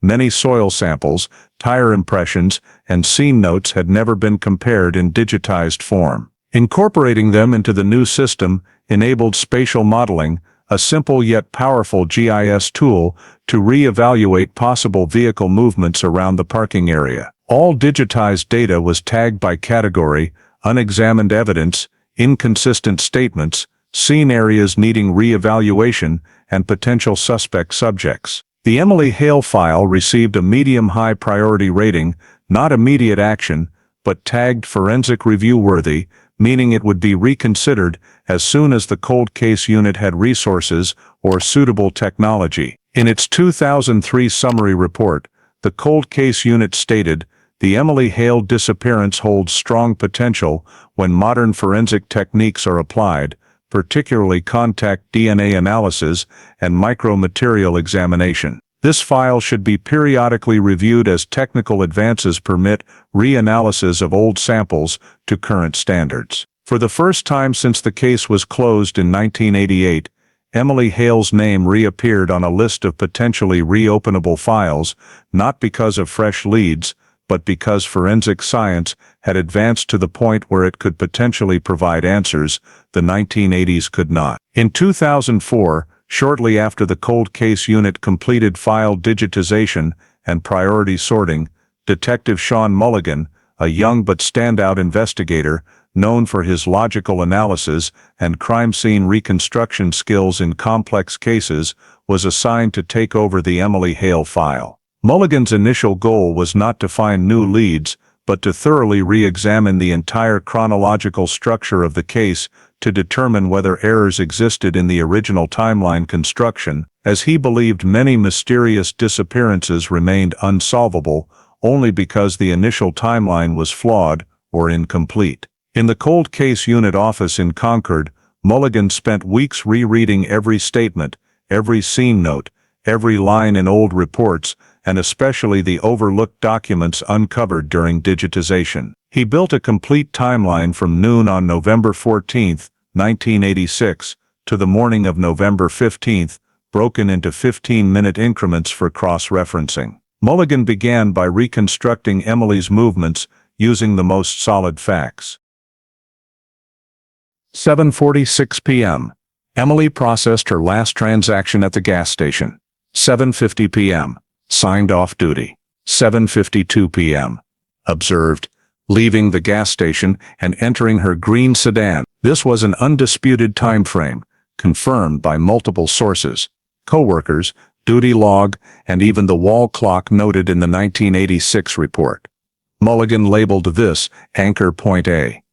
Last verified time. From there until Emily was expected home, there was no official data except the fact that she never arrived. Investigators called this gap blank zone 1, the unverifiable period from the victim's perspective. Mulligan printed maps of the route: Meadow Street, Cottage Street, Riverwalk Bridge, Highway 18, cross-referenced distances with 1986 average driving speeds from traffic reports: 18-22 miles per hour in residential areas and 30 miles per hour near the bridge. Calculations showed that without stopping, Emily would cover the distance in 12 minutes. Yet her car was found in the lot beside the bridge, a location requiring a deliberate turn off the main road. The exact moment she turned into the lot was unknown, but Mulligan estimated that if she left the main road just before the bridge, the stop likely occurred around 8 o'clock, 8:03 p.m. He labeled this Anchor Point B, time vehicle stopped at anomalous location. Mulligan then shifted to analyzing Mark Riddell's statement. Mark claimed he was home from 7 p.m. to 10 p.m., did not leave, had no visitors, and made no calls. Mulligan compared this against neighbor accounts. 2 independent witnesses reported seeing headlights of a pickup leaving Mark's house around 8:30, 9 p.m. A third described hearing a hard car door slam around 8:40 p.m. Cross-checking revealed that 8:39 p.m. was a period Mark could not substantiate with any objective evidence. Mulligan called this Blank Zone 2. He then overlaid Blank Zone 2 with Emily's timeline. If Emily was intercepted, forced, or transferred to another vehicle shortly after stopping, and if Mark left home around 8:30, 9 p.m. Mulligan identified a notable open window, 25-35 minutes, during which no one could account for Mark, and which aligned perfectly with travel time to the lot, scene intervention, or victim handling, if he was involved. Still, Mulligan remained cautious. Temporal alignment alone was insufficient for conclusions. He therefore began reconstructing Mark's activities on November 14th from digitized records. One overlooked detail in the old file immediately caught his attention. Mark's work schedule that day ended unusually early, 5 p.m. instead of 6 o'clock p.m., with no explanation noted. This gave Mark significantly more free time before Emily finished her shift. Mulligan flagged 5 o'clock, 7:30 p.m. as potential preparation window, adding Mark's documented controlling behavior, surveillance of Emily, and inquiries to neighbors about visitors. Mulligan asked, could Mark have been at the bridge area before Emily arrived? Reviewing the night patrol log for November 14th, Mulligan found a nearly forgotten note. A patrolling officer along Highway 18, around 7:40 p.m., observed a pickup truck parked about 30 feet off the shoulder, license plate unclear. The location was less than half a mile from the lot where Emily's car was found. The note was never followed up because the officer saw no one inside. Mulligan immediately inserted this into the timeline and labeled it Suspicious Time Node #1. Next, Mulligan examined Mark's communication records. In 1986, there were no cell phones, but Mark's landline records showed an outgoing call at 6:22 p.m. to Laura, a frequent contact, lasting 14 minutes. Mark had stated that day he was home alone and spoke to no one. This was a direct lie. Mulligan flagged 6:22, 6:36 p.m. as Suspicious Time Node #2 because it proved Mark concealed activity. Continuing the analysis, Mulligan found another fact. Mark claimed he didn't remember doing anything from 8 o'clock to 10 p.m. To Mulligan, a 2-hour stretch, during which a witness cannot account for their actions, is always a red flag for deliberate timeline obfuscation. He labeled 8 o'clock, 10 p.m., Suspicious Time Node #3. He then placed all 3 nodes into the main case timeline. The result was striking. Every node sat adjacent to or overlapped the period of Emily's disappearance. Mulligan calculated average travel time from Mark's house to the bridge area, 12-14 minutes at night. Thus, if Mark left at 8:30 p.m., he could reach the bridge vicinity by about 8:45 p.m., aligning with witness reports of hearing a vehicle. Hodgins, a cold case unit analyst, worked with Mulligan to build a 3-layer timeline chart. Emily's verified times, Mark's verified times, and witness event times. When overlaid on a 24-hour frame, Mulligan described it as a dense cluster of overlaps in the darkest region of the case. Finally, Mulligan compiled a list of suspicious time nodes: 1 pickup truck parked near Highway 18 at 7:40 p.m. 2, 6:22 p.m., call Mark deliberately concealed, 3, 8 o'clock. 10 p.m. unprovable period, 4. Witnesses saw pickup leaving Mark's house around 8:39 p.m. 5. Witness heard hard car door slam at 8:40 p.m. 6. Emily's vehicle stopped at anomalous location around 8 o'clock, 8:05 p.m. In his internal report, Mulligan concluded Mark Riddle is present in every gap we cannot prove and absent from every period that requires verification. The time he cannot explain coincides exactly with the time Emily disappeared. For the first time since 1986, the Emily Hale file had a tight, consistent, and actionable chronological structure that allowed the investigation to advance further. After successfully reconstructing the entire timeline and identifying the suspicious time nodes related to Mark Riddle, Detective Sean Mulligan moved into the next phase, leveraging modern forensic capabilities to re-examine all evidence collected from 1986. This was the most critical part of the reinvestigation process, as Mulligan believed that what the 1980s could not detect, the 2000s could provide answers to. He focused particularly on three groups of evidence: the piece of fabric found in the woods in 1995, the micro-trace samples collected from Emily's car, and the chemical traces on the vehicle's interior surfaces, elements once deemed worthless but now potentially analyzable with new technology. The Cold Case Unit's forensic team, in coordination with the State Crime Lab, began by examining the piece of fabric first. Microfiber analysis technology in 2004 allowed evaluation of molecular structure and adhered impurities invisible to the naked eye. Under a scanning electron microscope, technicians discovered that the fabric fibers consisted of polyester blended with nylon, a type commonly used for women's jackets in the 1980s. However, the crucial detail lay in the microparticles adhering to the fiber surfaces, several red clay particles, and mineral grains with geological characteristics specific to the Miller's Hollow area, a low-lying region near a side route that Mark frequently visited rather than the Riverwalk area where the fabric was found. This led the examination team to conclude that the fabric had very likely been moved from another location to the discovery site.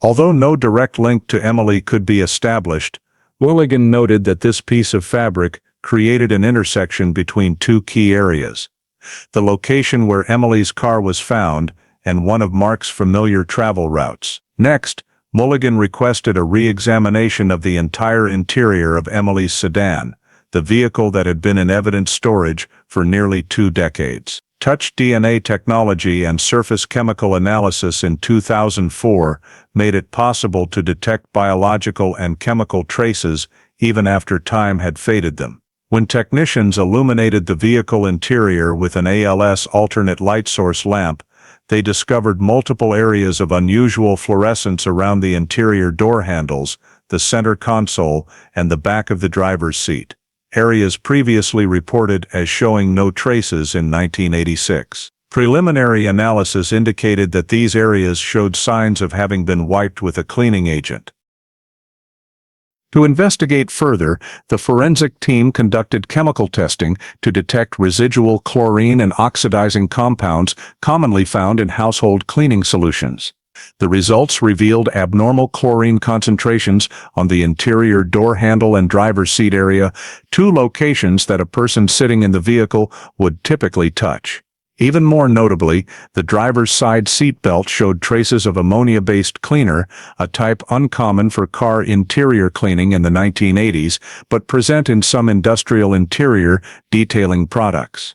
Mulligan immediately questioned, why did the interior of Emily's car, which had not been reported to contain blood or criminal traces, show signs of cleaning in positions only the driver or someone in close interaction could reach? To strengthen the conclusion, the forensic team examined microparticles remaining in the seat crevices and floor mats.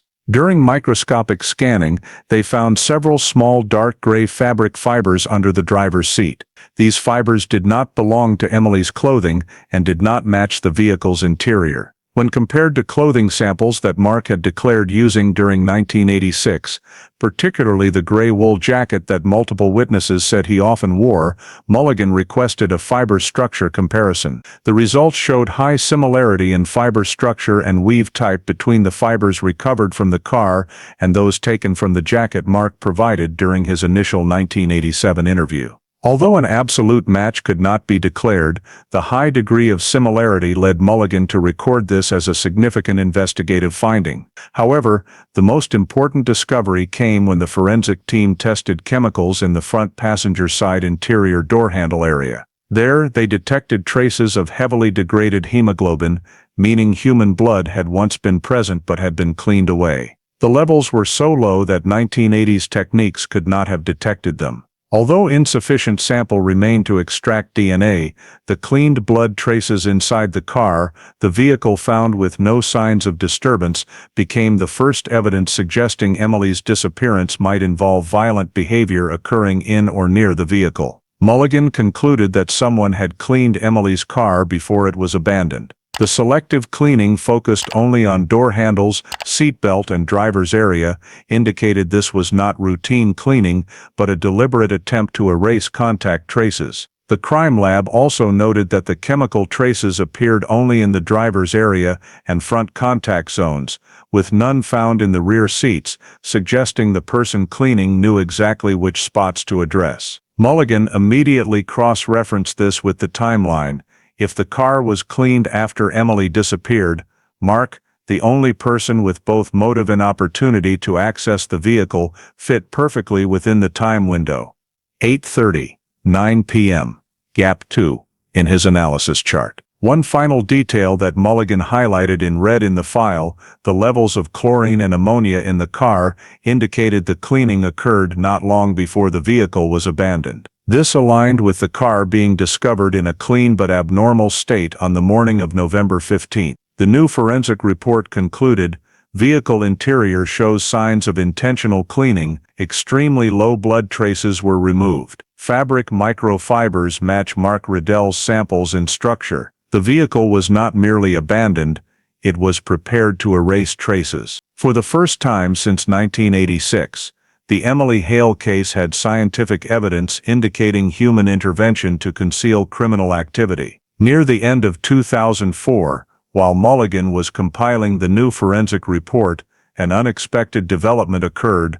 A new witness proactively contacted the cold case unit after reading a short newspaper article about the unit reviewing old missing persons files. The man, Harold Kincaid, a retired long-haul truck driver living in Vermont, but frequently traveling through New Hampshire in the 1980s, met with Mulligan and stated he had witnessed something he didn't think was important at the time, but the memory had always bothered him whenever he drove past Route 112. Mulligan asked him to recount the entire event from the night of November 14, 1986. According to Harold, around 8:45 p.m., he was traveling east on Route 112 after a delivery in Lincoln. Traffic was very light, especially in winter. Near the intersection with the side road leading down to Miller's Hollow, an area Mulligan had flagged as suspicious, he saw a small gray pickup truck parked close to the shoulder with its rear lights still on. He remembered it clearly because he had to slow down to avoid the beam shining onto the road. When asked for more details about the vehicle, Harold described it as a short bed pickup, lead gray in color, with somewhat extended rear mud flaps, and notably, the left taillight was dimmer than the right, a feature matching the description of the truck Mark used in 1986. According to maintenance records Mulligan had reviewed earlier, Mulligan immediately cross-checked the timing. If Harold saw the truck around 8:45 p.m., it aligned with Gap 2, the period Mark could not account for, and also coincided with another witness hearing a loud car door slam near Emily's house. Harold added that when the gray truck left its parking spot, he noticed a faint burnt smell like an overloaded engine. Then the vehicle sped off toward Bethlehem at an unusually high speed. Although he didn't see the driver, the vehicle's appearance and movement gave him a feeling something wasn't right. Mulligan asked, "Are you certain this was the night of November 14, 1986? Harold confirmed emphatically because he kept meticulous trip logs, and that day was his last delivery before taking 3 days off. Mulligan requested to see the personal logbook from that time, and Harold brought the original. On the page for November 14th, written in blue ink, Wilton Lincoln delivery, return trip unusual light on 112 near Miller's Hollow. 8:40, 8:50 p.m. This was the first independent evidence in nearly 2 decades confirming the presence of a gray pickup truck exactly in the area. Mulligan suspected Mark had used to handle or dispose of Emily's body. When Mulligan probed further about distance and location, Harold's description of the truck's parking spot in 1986 nearly matched the location where Search Team Round 3 had found faint tire tracks in the woods, but could not determine their age. This prompted Mulligan to re-examine 1986 photos of the tire tracks and digitized terrain maps. The 1986 tire tracks had a width consistent with the type of truck Mark owned, a detail no one had noticed before. Mulligan marked this as suspicious time node number 7, as it directly supplemented the timeline and Mark's movement pattern. Moreover, the burnt engine smell Harold described matched accounts from Mark's friends in 1986. Mark's truck engine often overheated quickly due to an old cooling system. Mark's maintenance records also showed the truck was taken in for radiator repair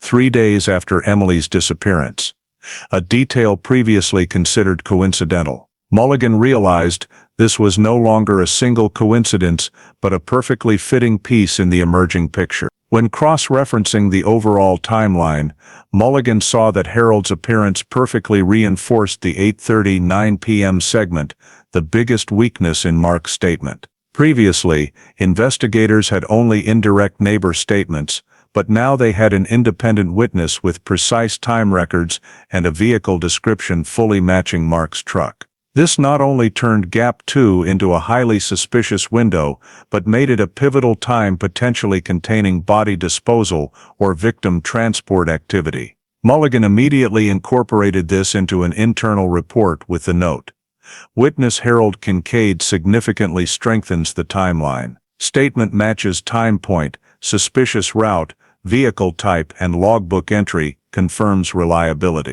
This is the first witness confirming the suspect vehicle's presence at the exact area and time of Emily's disappearance. Additionally, Mulligan concluded that the headlight detail Harold observed matched a 1998 report from a couple near Franconia Notch, who described a truck leaving the woods at a later time. Though separated by years, the reports aligned in a pattern of repeated behavior, the truck exiting the wooded area toward Bethlehem, the direction Mark would head if returning home from a disposal site. Mulligan added to the analysis chart, Harold's appearance not only reinforces the timeline, but creates linkage among multiple scattered reports over 18 years. This was the piece Mulligan needed to transform suspicion into a focused investigative structure, paving the way for further steps. In early summer 2005, while Mulligan continued reviewing time nodes and preparing to propose expanding the investigation, another unexpected development occurred, this time not from a new witness or statement, but from a fully tangible piece of evidence. A group of hikers from Massachusetts, while passing through a narrow trail in the southern part of White Mountain National Forest, near the side route connecting to Miller's Hollow, discovered a small rusted metal object lodged under tree roots and leaf mold. Initially thinking it was just an old discarded tool, the group leader picked it up and realized it was a revolver, heavily corroded but with its basic structure intact. The hikers immediately reported it to rangers, and within an hour, local rangers cordoned off the small area and transferred the gun to the Littleton Police Department. When Mulligan was informed that a rusted revolver had been found near Miller's Hollow, the exact suspicious zone he had marked months earlier, he immediately requested to view the evidence that same day. The gun was identified as a Smith & Wesson .357 Magnum, a firearm commonly used in New England during the 1980s. Despite heavy surface rust, some thicker metal parts retained their original structure, including the cylinder and part of the barrel. Mulligan requested the forensic team send the gun to the state crime lab for scanning and serial number recovery using the reverse acid etching technique, a method that had only become widely available in the early 2000s, allowing recovery of ground-off or corroded serial numbers. After 3 chemical treatments and surface scans, a sequence of characters gradually emerged under the restructured metal 8K4791. When the technician read the number aloud, Mulligan felt a chill down his spine. This sequence matched exactly the serial number of a gun that Mark Riddell had reported lost in December 1986, just weeks after Emily disappeared. In that year's file, Mark claimed his .357 went missing at some unknown point, possibly during a move. Police at the time had no reason to suspect foul play, as the gun had no direct connection to the disappearance. But now, with the gun found in the wooded area where Mulligan suspected Mark had been on the night Emily vanished, everything changed. Mulligan requested the file on Mark's 1986 lost gun report be reopened. He discovered in the original report Mark had purchased the .357 only 14 months before Emily's disappearance. Additionally, a gun shop employee recalled Mark asking detailed questions about the .357 stopping power and recoil, though he said he bought it for self-defense. When Mulligan compared the timing of Mark's lost gun report, late December, with the discovery of Emily's car, he immediately noted that reporting the loss so late was unusual, especially for a high-value item to Mark at the time. Mulligan continued examining the gun's discovery location. It was about 150 meters as the crow flies from the side route Mark frequently used, and lay within the area where Search Team Round 3 had flagged unusual tire tracks, but lacked data to conclude timing. All of this made the gun's discovery location one of the most pivotal points in the case since 1986. Mulligan requested the technical team return to the scene for further survey. When the team arrived, they found a small steel pipe fragment under decomposing leaves 3 meters from the gun's position, suggesting the gun may have once been inside a metal container before the container corroded over time. This implied someone had deliberately hidden the gun rather than it being lost naturally. In the subsequent forensic report, the crime lab concluded the gun had been buried for at least 15 years, perfectly matching the timeline from Mark's lost gun report to its discovery. Once the serial number was confirmed, Mulligan immediately transferred the gun and all related data to the cold case unit for impact assessment on the file. At an internal meeting, Mulligan presented the analysis. 1. The gun was found in the area where Mark was suspected to have been during Emily's disappearance window. The serial number exactly matched the gun Mark reported lost after the incident. 3. The gun was deliberately concealed, not accidentally dropped. 4. No reasonable explanation exists for Mark's gun to appear in this wooded area without his involvement. These points led the cold case unit to conclude the gun was key evidence, and although no direct link to Emily could be made due to lack of biological traces on the barrel, its discovery in the suspect area was sufficient to upgrade the case to active investigation status. Mulligan immediately requested retrieval of all purchase, sale, and use records for Mark's .357 while comparing it to descriptions of Mark's vehicle and routes on the night of the incident. When reviewing 1986 scene notes, Mulligan noticed a small but significant detail. One witness reported hearing a heavy metallic sound hitting something hard near the bridge area that night. At the time, police thought the sound might have come from a truck carrying cargo. But in the new context, Mulligan hypothesized the sound could have been a weapon dropping or being thrown against something hard before being taken away for disposal. Mulligan incorporated all this analysis into a proposal to upgrade the case from cold case to active investigation status. In early July 2005, after reviewing all the new forensic data, Harold Kincaid's witness statement, and the discovery of the matching .357 serial number, the cold case unit officially approved Mulligan's request. The Emily Hale disappearance case was reopened as a high-priority active investigation for the first time in nearly 20 years. The emergence of the gun shifted the case structure from scattered suspicions to a logically connected system.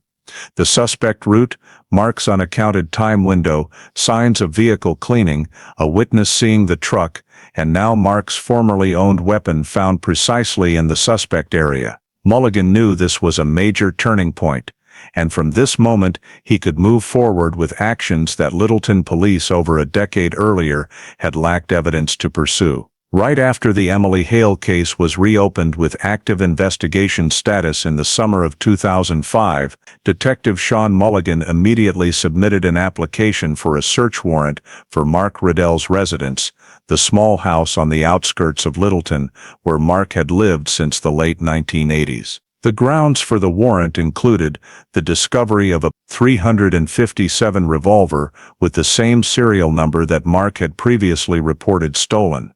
Witness Harold Kincaid's statement confirming he saw Mark's vehicle near Route 112 during the exact suspect time window, and forensic results showing that Emily's car had been deliberately cleaned. Grafton County Judge approved the search warrant within 24 hours, authorizing the seizure of documents, equipment, correspondence, personal items, and any notes potentially related to Mark's relationship or his actions around the time of Emily's disappearance. When Mulligan and the investigative team entered Mark's house, they immediately noticed the home was arranged far too neatly compared to neighbors' descriptions. People who had once called Mark messy, throwing things around in the 1980s. This made Mulligan suspicious. Unusual tidiness can sometimes be a sign of concealing documents. The search team focused on Mark's bedroom and small study, where they discovered an old wooden box carefully hidden behind the wardrobe. The box was secured with a simple lock. When opened, it contained a collection of handwritten letters, mostly in feminine handwriting, signed L.M. Mulligan immediately questioned, was L.M. Laura Madsen, the woman Mark had contacted by phone on the evening of November 14, 1986. As the team seized the letters and began reading the first ones, the content became clear. Mark had maintained an extramarital affair with Laura for at least 6 months before Emily disappeared. One letter dated October 9, 1986, just over a month before Emily vanished, included the passage, "I know you said you would end things with her, but you're still hesitating. I can't keep waiting forever. I need you to be clear." Another letter, dated November 3rd, showed escalating tension. "You can't keep both me and her. I feel like I'm just the second choice." Mulligan noted these lines immediately, as they reinforced motive. Mark was torn between two relationships, feeling pressure to resolve the current situation. Even more noteworthy, one letter in the collection bore a postmark of November 15, 1986, the exact day Emily was reported missing, and remained sealed. Mulligan ordered it opened following legal procedure. The content inside left the entire team silent for several seconds. "Mark, I hope you did what you said you would do. I can't take any more lies. If everything ended last night like you promised, we can start over fresh." The key phrase "last night" matched perfectly with the time of Emily's disappearance. Mulligan flagged this as critical evidence because it showed Mark had told Laura that everything would end on the night of November 14th, the time Emily never returned home. A series of other letters showed Mark frequently complaining about Emily, describing her as a barrier, not understanding him, making him suffocate. One letter Mark wrote to Laura, composed about a week before the disappearance, contained the sentence, "If Emily were no longer in my life, everything would be so much simpler." This was the first direct documentary evidence expressing a desire to remove Emily from Mark's life. Mulligan noted that this constituted proof of potential personal motive. Mark wanted to end the relationship, but did not want to lose face, or feared a breakup would cause him to lose control. Beyond emotional factors, Mulligan also uncovered a financial motive in an unsent letter found in the desk drawer. The letter was a draft Mark had written but never mailed, in which he told an old friend about financial pressure and stated that Emily's insurance money could help me start my life over. This sentence directly linked to the insurance records. Mark was the primary beneficiary of a large policy that Emily was unaware she had been enrolled in. This represented a complete combination of two classic motives, emotional and financial. During the search, Mulligan also found several notes Mark had written in November 1986, including a personal schedule from the 10th to the 20th. The entry for the 14th contained the vague line, 8 p.m., get it done. No further explanation was provided. He immediately compared this to the reconstructed timeline, and 8 p.m. precisely matched the time Emily was determined to have left the main road.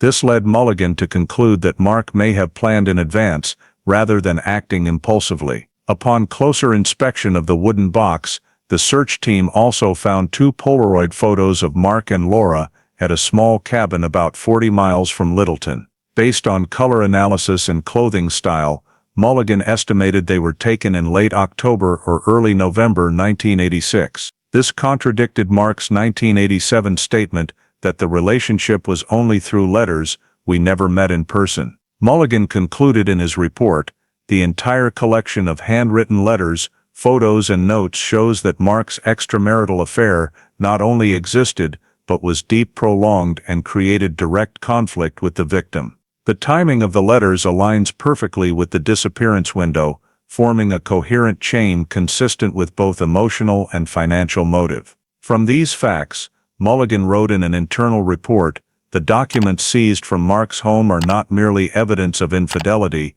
but evidence of motive, psychological pressure, preparation, and prolonged deception spanning nearly 2 decades. This is the most significant corroboration in the Emily Hale file to date. The letters, hidden for 19 years, now became the completing piece of the picture Mulligan had built. Mark not only had opportunity and time, but also clear motive to harm Emily on the very night she disappeared. Right after seizing the affair letters and documents proving discrepancies between Mark's statements and reality, Detective Sean Mulligan assessed that the time to re-interview Mark Riddell was ripe, as he now possessed 3 particularly weighty groups of data: the restructured timeline with gaps matching Emily's disappearance window, new forensic evidence showing the car had been cleaned and contained blood traces, and documents about the extramarital relationship demonstrating clear motive.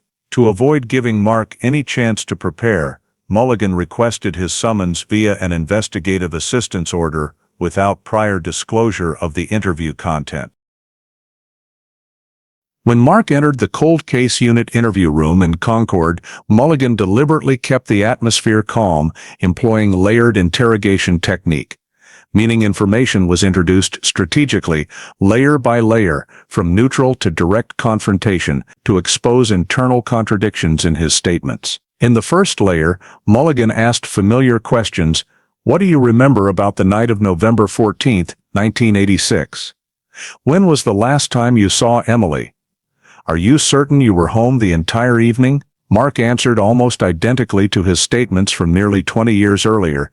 He was home alone, did not leave, spoke to no one, and went to bed before 10 p.m. Mulligan recorded without reacting. Following the technique, let the subject recreate their old version of the story before introducing evidence. In the second layer, Mulligan began presenting verified facts. We have phone records showing you called Laura Madsen at 6:22 p.m. You previously said you didn't call anyone. How do you explain this? Mark was slightly startled, saying he forgot that it was so long ago. Mulligan remained neutral and added it to the record. The third layer began when Mulligan introduced witness-based contradictions. Your neighbors saw your car leaving the house around 8:30 to 9 p.m. This doesn't match your claim of being home. How do you explain this? Mark became defensive, saying the neighbors must have been mistaken, didn't remember accurately. Mulligan did not argue, only stating, one witness can be wrong. But we have 3 independent witnesses at 3 different times, and all confirm your car appeared in the suspect area. Mark fell silent. In the fourth layer, Mulligan introduced forensic data. Emily's car shows signs of being cleaned with ammonia and chlorine-containing substances. Did you know that? Emily's sister says she never used those cleaners in the car, but the wiped areas are precisely where someone would have strong hand contact: door handles, seat belts, dashboard. Mark replied that he never touched Emily's car. Mulligan immediately countered, if you never touched it, why did we find gray wool fibers under the driver's seat? Fibers matching the structure of your 1986 coat. How do you explain this? Mark began to waver, saying he might have borrowed the car once, but Mulligan promptly presented the cross-reference file. Emily never told family or co-workers she lent you the car. No one confirms that, and you never mentioned this detail in any prior interview. This was the point Mulligan deliberately created confrontation, forcing Mark to add another layer of contradiction. In the fifth layer of the technique, Mulligan introduced the strongest group of evidence, the affair letters. He placed Laura Madson's letter collection on the table, unopened, and said only, "We found these letters in your home." Laura demanded you be decisive. She said that on the night of November 14th, everything had to end. What did you promise her? Mark immediately tensed, saying the letters were irrelevant, that they were just emotional outbursts. Mulligan kept his tone even. "You had an extramarital affair. You lied to police in 1987, you're lying today. And these letters show you wanted Emily no longer in your life. Do you deny it?" Mark stared down at the table for several seconds without answering. Mulligan moved to the sixth layer, direct confrontation with timeline data. "We have fully reconstructed the timeline of the night Emily disappeared, from 7:52 p.m., when she left the gas station, to 8:05 p.m., when her car was abandoned. No one saw her. But between 8:30 and 9 p.m., 3 independent witnesses saw your car near Miller's Hollow. This is also the time you cannot prove where you were." Mark tried to counter that he might have been sleeping or watching TV, but Mulligan cut in, "We have evidence you could not have been home. No power usage, no witnesses, no matching activity. But witnesses confirm your car moved along the route we suspect as the crime location." Mulligan sensed Mark's attitude wavering, so he moved to the seventh layer, attack with new physical evidence, the .357 revolver. He placed a photo of the rusted gun on the table, turned toward Mark. "This revolver has serial number 8K4791. This is the gun you reported stolen in December 1986. It was found in the woods near Miller's Hollow, close to where witness Harold Kincaid saw your car that night. Do you have any explanation for why your gun was there?" This was the most direct blow. Mark paled, breathing faster. He said, "Someone might have taken my gun and brought it into the woods." Mulligan asked, "Who? You didn't report the gun stolen until a month after Emily disappeared. You didn't specify a date or time of loss. Why?" Mark did not answer. Mulligan continued to the eighth layer, pressure through the chain of evidence connection. "You say you loved Emily. But your letters to Laura say you wanted to be free. You say you didn't leave the house, but witnesses saw your car. You say you know nothing about Emily's car, but forensics show fibers from your coat inside it. You say you never touched the car, but it was cleaned with substances not used by Emily. You say you had no connection to anything at Miller's Hollow, but your gun was buried there." Mark's hands began to tremble, unable to maintain a calm voice. Mulligan continued, "You say you had no motive. But you had two: emotional, because Laura pressured you, and financial, because you were Emily's insurance beneficiary. And all of this happened right when Emily suspected your affair." By this point, Mark shifted to strong defensiveness, saying it's all just coincidence that he had no idea where Emily went that night.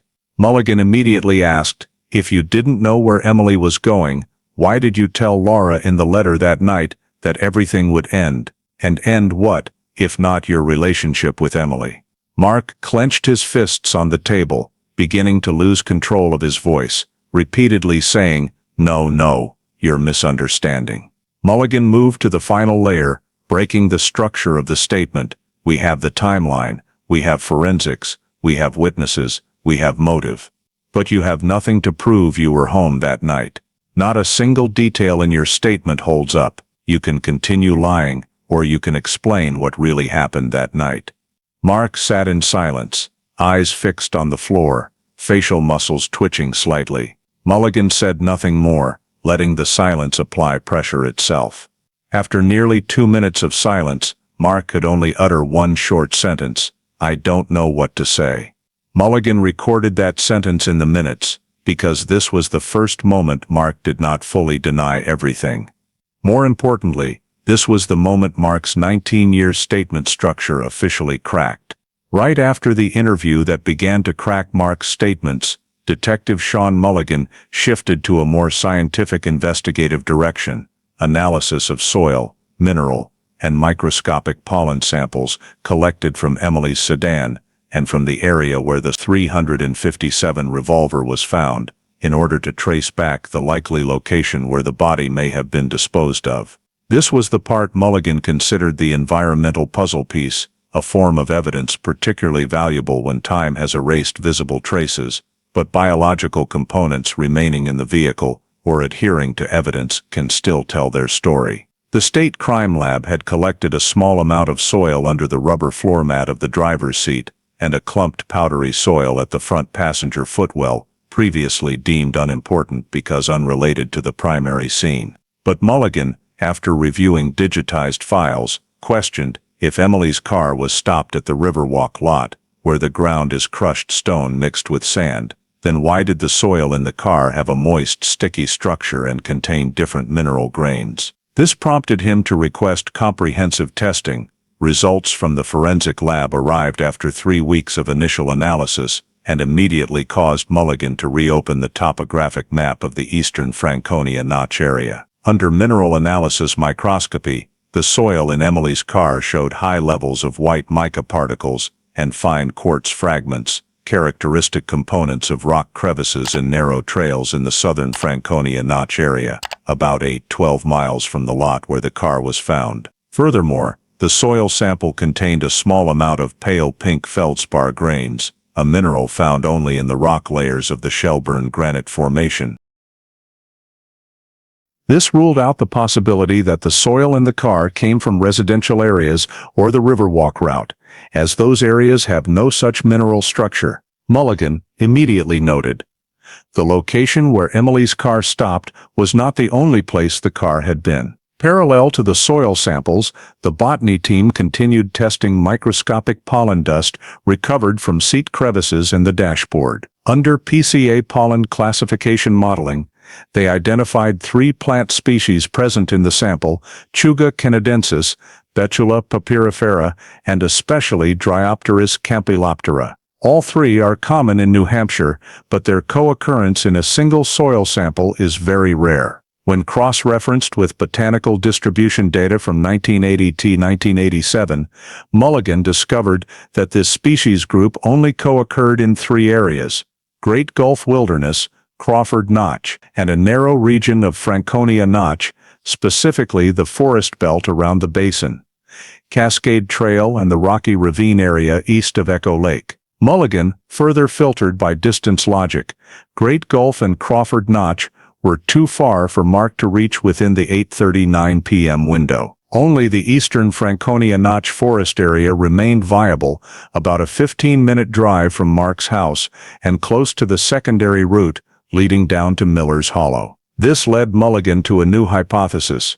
Mark had taken Emily to a narrow forested area with characteristic soil, characteristic vegetation, and suitable terrain for disposal, before driving Emily's car back to the Riverwalk lot to stage a false scene. To verify, he requested the geology team create a comparative mineral, botanical map with 3 layers: distribution of characteristic minerals, distribution of plant species based on pollen samples, and distribution of terrain where a car could enter without 4-wheel drive. The simulation results showed only 2 matching forest branches, branch number 17 and branch number 19.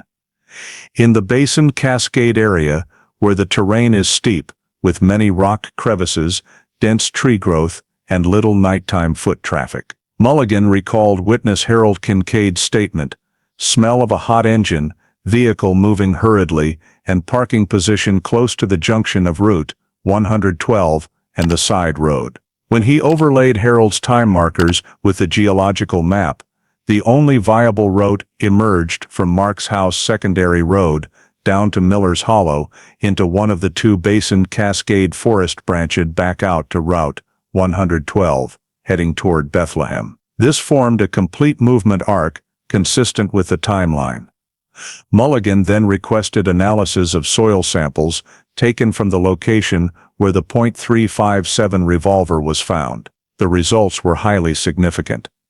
The mica and quartz content in the soil at the gun's discovery site matched 87% with the soil found in Emily's car, a level of similarity far too high to be random coincidence. Moreover, pollen recovered from decaying leaves around the gun also belonged to the same Chuga Bitula and Dryopteris group, though more degraded. This reinforced the hypothesis both the car and the gun had been present at the same forest location, the location Mulligan believed was where Mark disposed of Emily's body. To increase precision, Mulligan requested additional testing of soil from Mark's vehicle tires seized in 1987. This soil had previously been labeled unidentified due to limited technology, but when reanalyzed using modern spectrometry, the team found similar minerals: white mica, fragmented quartz, and pink feldspar. Even though the soil had hardened over time,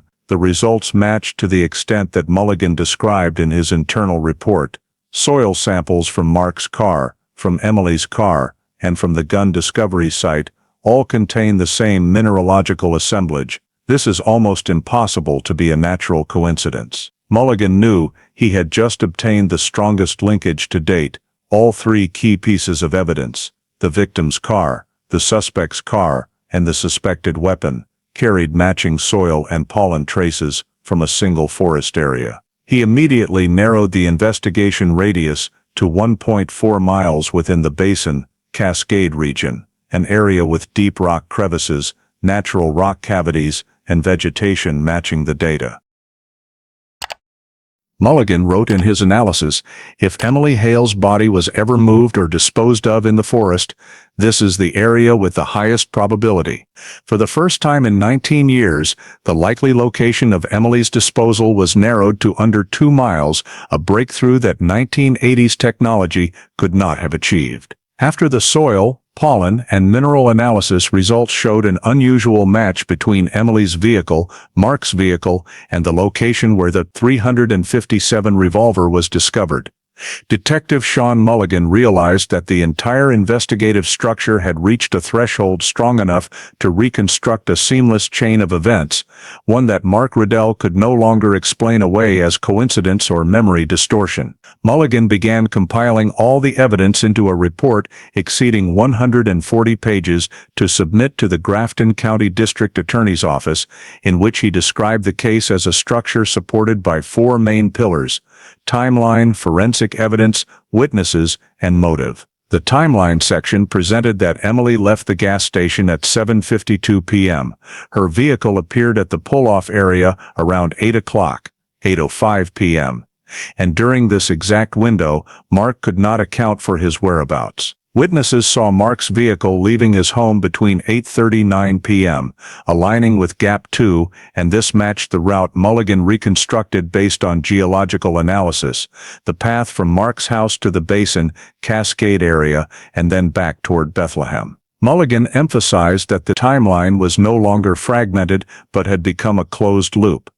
Emily disappeared during the period Mark could not prove his location.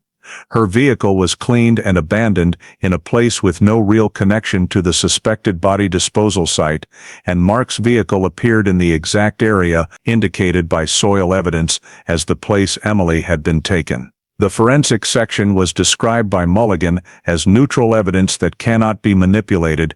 Traces of ammonia and chlorine cleaning in Emily's vehicle appeared precisely at driver contact points, indicating an attempt to erase evidence. Ultra-trace decomposed blood confirmed prior contact with human biological material. Gray fabric fibers under the driver's seat matched the weave structure of a jacket Mark wore in 1986.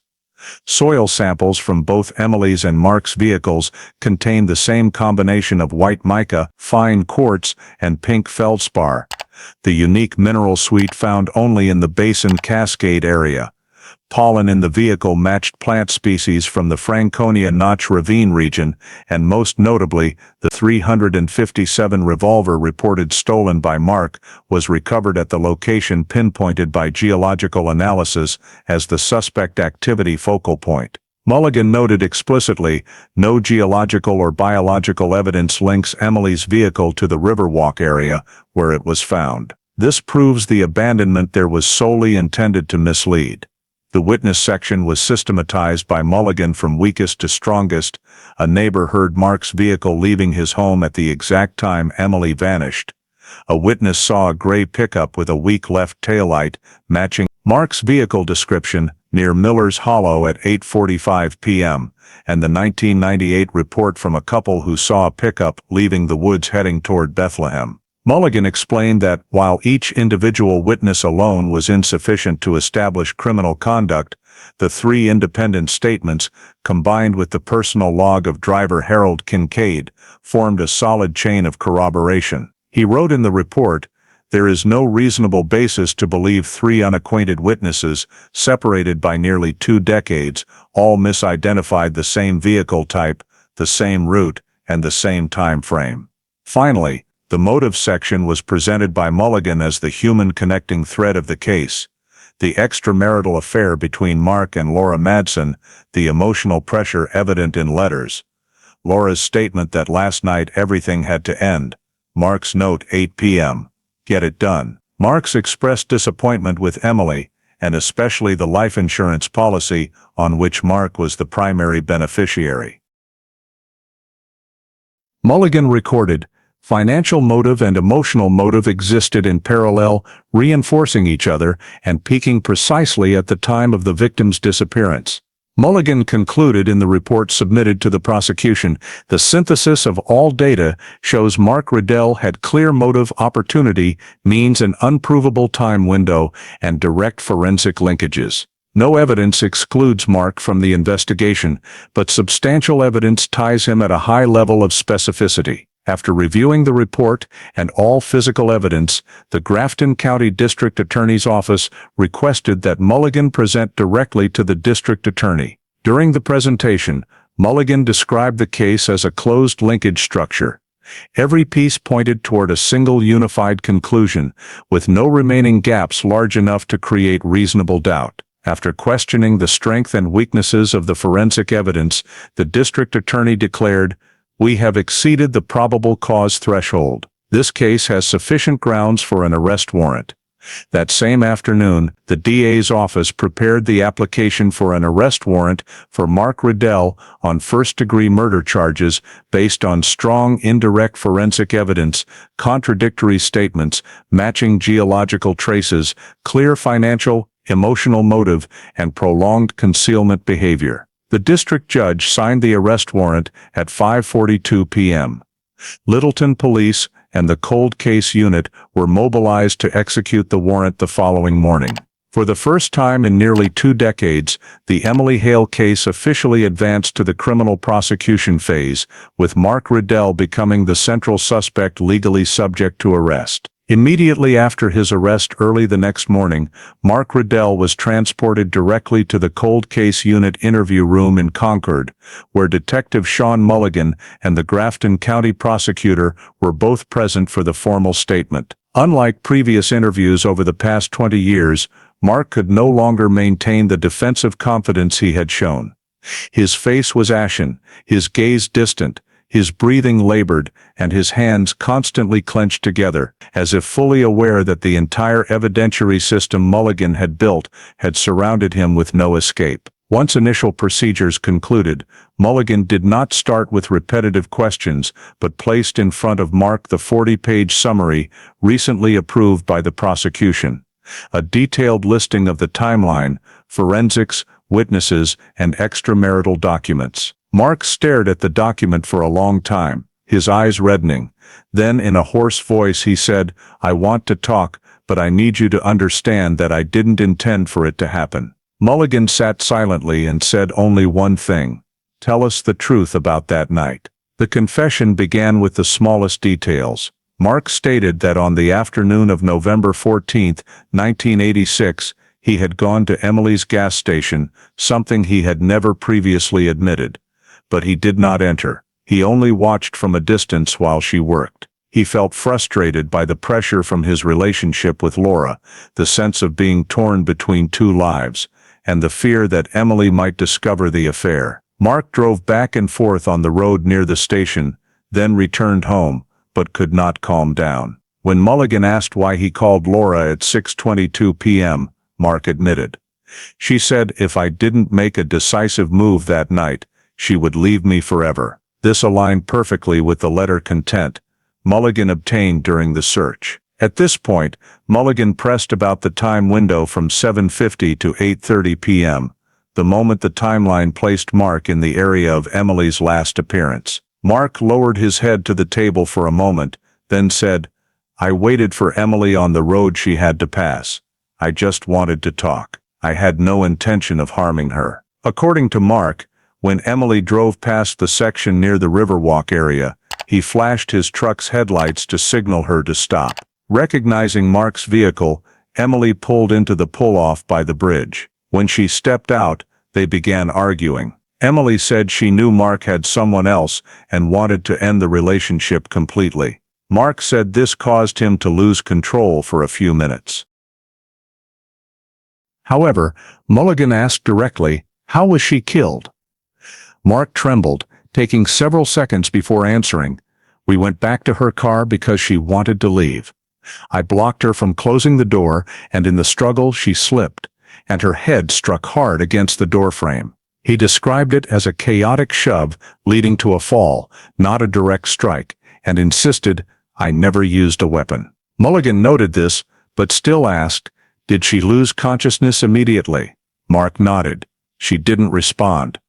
I called her name, but she wasn't breathing anymore." A forensic specialist present during the statement asked, "Was there blood in the car?" Mark admitted there was a small smear near the door handle and the edge of the driver's seat, fully consistent with the forensic findings of cleaned blood traces. When Mulligan asked why Mark didn't call for help, Mark replied, "I panicked. I thought if people knew we had argued and something happened, they would say I killed her." From here, Mulligan moved to the critical phase, establishing the disposal process. Mark admitted that after seeing Emily unconscious and believing she was dead, he carried her into his truck, an action consistent with forensics, finding no large blood volume in Emily's car. He drove east on Route 112, exactly matching the movement pattern Mulligan constructed from soil and pollen samples. Upon reaching the Basin Cascade Forest section, where geological analysis identified matching mineral characteristics,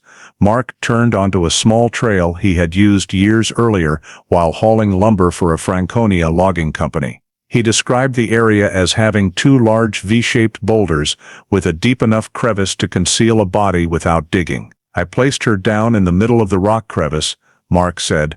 "I thought no one would find her." This was the first time in 19 years a suspect described a specific location fully consistent with environmental analysis. Mulligan followed up on the .357 revolver. Mark initially denied using a gun, but when Mulligan showed a photo of the rusted weapon recovered, he bowed his head.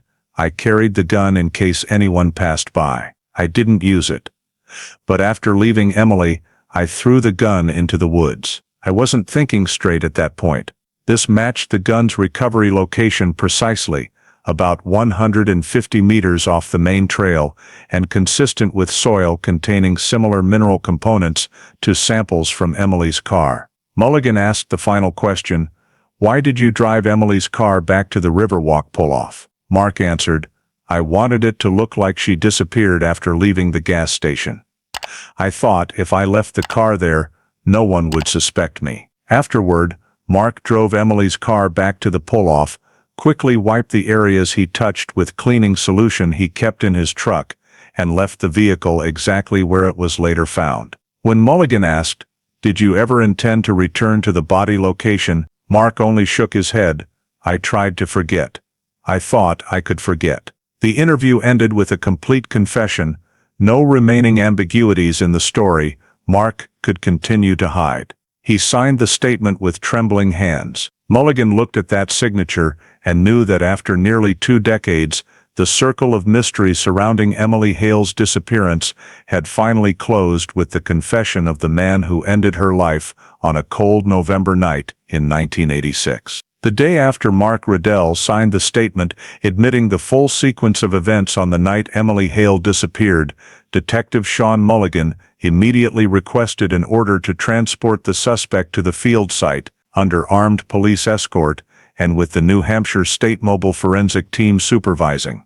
The goal was to precisely locate the body disposal site of Emily Hale in the remote Franconia Notch Forest, an area of rugged terrain, stacked rock slopes, and countless natural crevices that even multi-year search teams had been unable to fully cover. It was still early, with thick fog blanketing the ground, when the convoy left Concord. Mark was handcuffed, but cooperative, eyes downcast, and almost completely silent. Upon reaching the basin, Cascade Trailhead, Mulligan ordered a stop to establish a secure formation. Mark's cuffs were temporarily removed, but he remained under the control of two officers. Mulligan asked him to lead the way.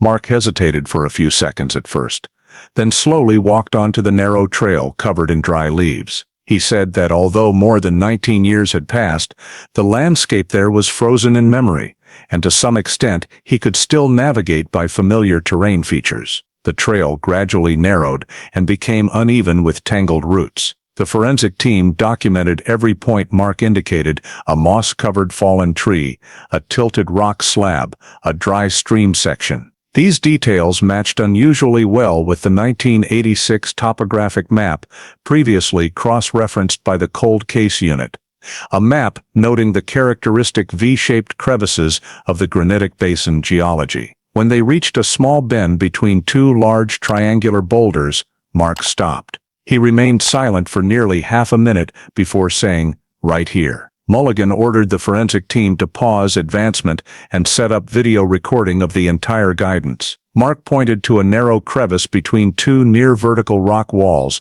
about 1 meter wide and 3 meters deep. The rocks on both sides were covered in thin moss and jagged surfaces, exactly as described in the previous day's statement. Mulligan cross-checked the 1986 topographic map provided by the Forestry Department, crevice number 19, recorded as difficult to access and outside the search sweep range that year. This explained why previous search efforts had never reached this spot. Mark said quietly, "I placed her down here. No digging, just placed in." The forensic team shone lights into the crevice. Inside was filled with decayed leaves, dead branches, and soil that had slumped over time, forming a nearly half-meter thick sediment layer. The natural stratification of the soil indicated the area had remained undisturbed for many years, a sign consistent with Mark's description of concealing the body without excavation. Mulligan asked Mark to re-describe how the body was positioned. Mark said he placed Emily on her side, head facing inward, arms folded close to her body, and possibly covered her with a few branches. The forensic team immediately marked the entire area, strung boundary tape, and began collecting soil samples from the four corners of the crevice for comparison with previously analyzed mineral samples. On-site preliminary results showed color, moisture, and grain structure nearly identical to soil recovered from Emily's vehicle. A match-level Mulligan considered strong reinforcement of Mark's statement authenticity. A field forensic specialist later probed the sediment layers with a geological probe, revealing a slight discontinuity in deposition at a depth consistent with 1986.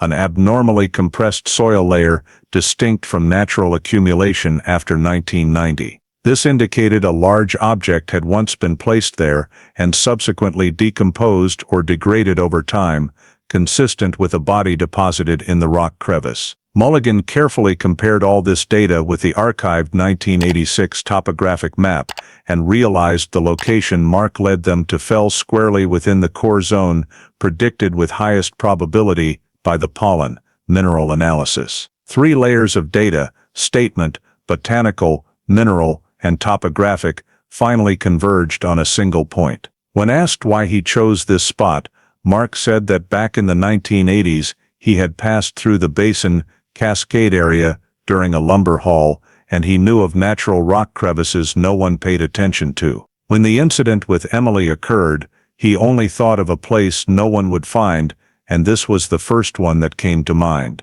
The forensic team set up a temporary tent next to the crevice to prepare for in-depth excavation, but Mulligan's immediate task was to confirm that Mark's account fully matched peripheral traces and geological data. Comparing current satellite imagery, 1986 photos, and terrain images, Mulligan saw that the crevice shape had barely changed. Only a few additional rocks had fallen into the opening due to heavy rain and seasonal freeze-thaw. This proved the location Mark indicated retained a high degree of original integrity, sufficient for body recovery excavation. Once the forensic team completed coordinate marking, Mulligan recorded the preliminary conclusion: Mark's description matches 1986 terrain, soil and botanical data consistent, location near suspect route. Degree of match is high. After nearly 2 decades, New Hampshire police stood for the first time at the point the suspect claimed as Emily Hale's hiding place, and every piece of data indicated he was telling the truth. No more vague doubts remained. Only the next task: excavation and full truth confirmation. Immediately after precisely identifying the rock crevice Mark Riddell pointed out, the New Hampshire State Forensic Team promptly established the excavation zone in the summer of 2008, when geological conditions and humidity were at their lowest, minimizing risk of damage to any remaining evidence. A 30-meter radius perimeter was secured, and all team activities were continuously video recorded for the legal record. Excavation began by removing the layer of decayed leaves and surface soil accumulated over more than 2 decades, using specialized tools to avoid disrupting sediment structure. Within just a few hours, technicians discovered the first sign: a bone fragment about 3 centimeters long, smooth surface, no animal gnawing, indicating low exposure to wildlife. As excavation deepened by about 40 centimeters, the team found a cluster of small curved bones, highly likely part of an adult human rib cage. The area was expanded, and bone collection continued over 3 consecutive days. By the end of the 3rd day, the forensic group confirmed recovery of most of a human skeleton, skull, partial rib cage, left arm bones, pelvis, and numerous small fragments. The skull was located at the deepest position in the crevice, exactly as Mark described, placing the victim's head inward to make it harder to detect. One detail particularly caught Mulligan's attention: a nearly 7 centimeters long fracture in the right temporal region, with an arc-shaped break pattern, typical of trauma from direct impact against a hard edge, consistent with Mark's description of Emily's head striking the car door frame during the struggle. Near the skull were small metal fragments mixed in the sediment, rusted and corroded. The forensic team suspected these were debris from a metal hinge on the car door or similar, but further testing was required. In addition to bones, the team recovered several heavily degraded personal items: a thin metal ring, a dark hair tie, a piece of dark blue synthetic fabric, and the back clasp of a wristwatch. Emily's family confirmed she had worn that ring, a 1984 birthday gift. The hair tie also matched the type Emily commonly used at work. These items, though damaged by time, strengthened victim identification probability. After collecting all samples, the forensic team transported the bones to the Concord lab. With 2008 DNA technology, identifying 22-year-old remains was no longer as difficult as in earlier years. Examiners took DNA from the femur, where DNA is best preserved, and compared it to a sample from Emily's still-living mother. S-to-red analysis confirmed an absolute match, 99.98%, sufficient to conclude the skeleton was Emily Hale's. Mulligan, after nearly 2 decades pursuing the case, stood motionless for a long time before the identification results, knowing the truth had finally taken concrete form. After identification, the forensic team proceeded to reconstruct cause of death. Forensic pathologists carefully analyzed the skull fracture. The break featured a wide initial crack, narrowing gradually, indicating directional, focused force at one point. This injury pattern was consistent with the head striking a hard, sharp-edged metal surface, such as a car door frame, not consistent with free-fall impact or falling onto soft ground. This reinforced Mark's confession that during the struggle, Emily struck her head on the car door frame. Additionally, no fractures were found in the arms, wrists, or ribs, indicating no attack with another weapon, no prolonged beating, but death from severe head trauma causing acute brain injury. Soil around the skeleton was also tested, showing very low microhemoglobin levels, consistent with the body being placed here after death occurred elsewhere, matching Mark's account that the incident happened inside Emily's car rather than in the woods. Examination of skeletal positioning showed the body lying on its side, arms naturally close to the torso, no signs of binding or restraint, fully consistent with Mark's description of placing Emily's body in the crevice without further force after she became unresponsive. An unexpected piece of evidence emerged when the forensic team sifted sediment around the pelvic area, an old car key, heavily rusted but recognizable as the key shape for Emily's sedan model. This reinforced that the body and key were brought together, and Mark's act of cleaning and abandoning Emily's car at Riverwalk was a deliberate effort to obscure the true crime scene. Upon completion of analysis, the forensic report concluded cause of death consistent with cranial trauma from forceful impact against a hard surface, likely occurring in a confined environment with a metal edge. No evidence of additional impacts after loss of consciousness. Evidence aligns with suspect's description of conflict occurring inside the vehicle. With successful excavation and identification, the entire logical chain of the case, from timeline forensics, witness statements, motive, to disposal location, was now completed by the final physical evidence. Mulligan wrote in an internal report, Emily Hale's remains were recovered exactly where the suspect described, under conditions fully consistent with environmental and forensic analysis. The case is now framed by irrefutable evidence. After more than 2 decades, the mystery of Emily Hale's disappearance was finally solved through science, confession, and the persistence of an investigation spanning nearly half a lifetime. Right after Emily Hale's body was successfully exhumed and positively identified in 2008, Detective Sean Mulligan and the Grafton County Prosecutor's Office began the final crucial phase before moving the case to trial, preparing a complete prosecution file in which all evidence collected from 1986 to 2008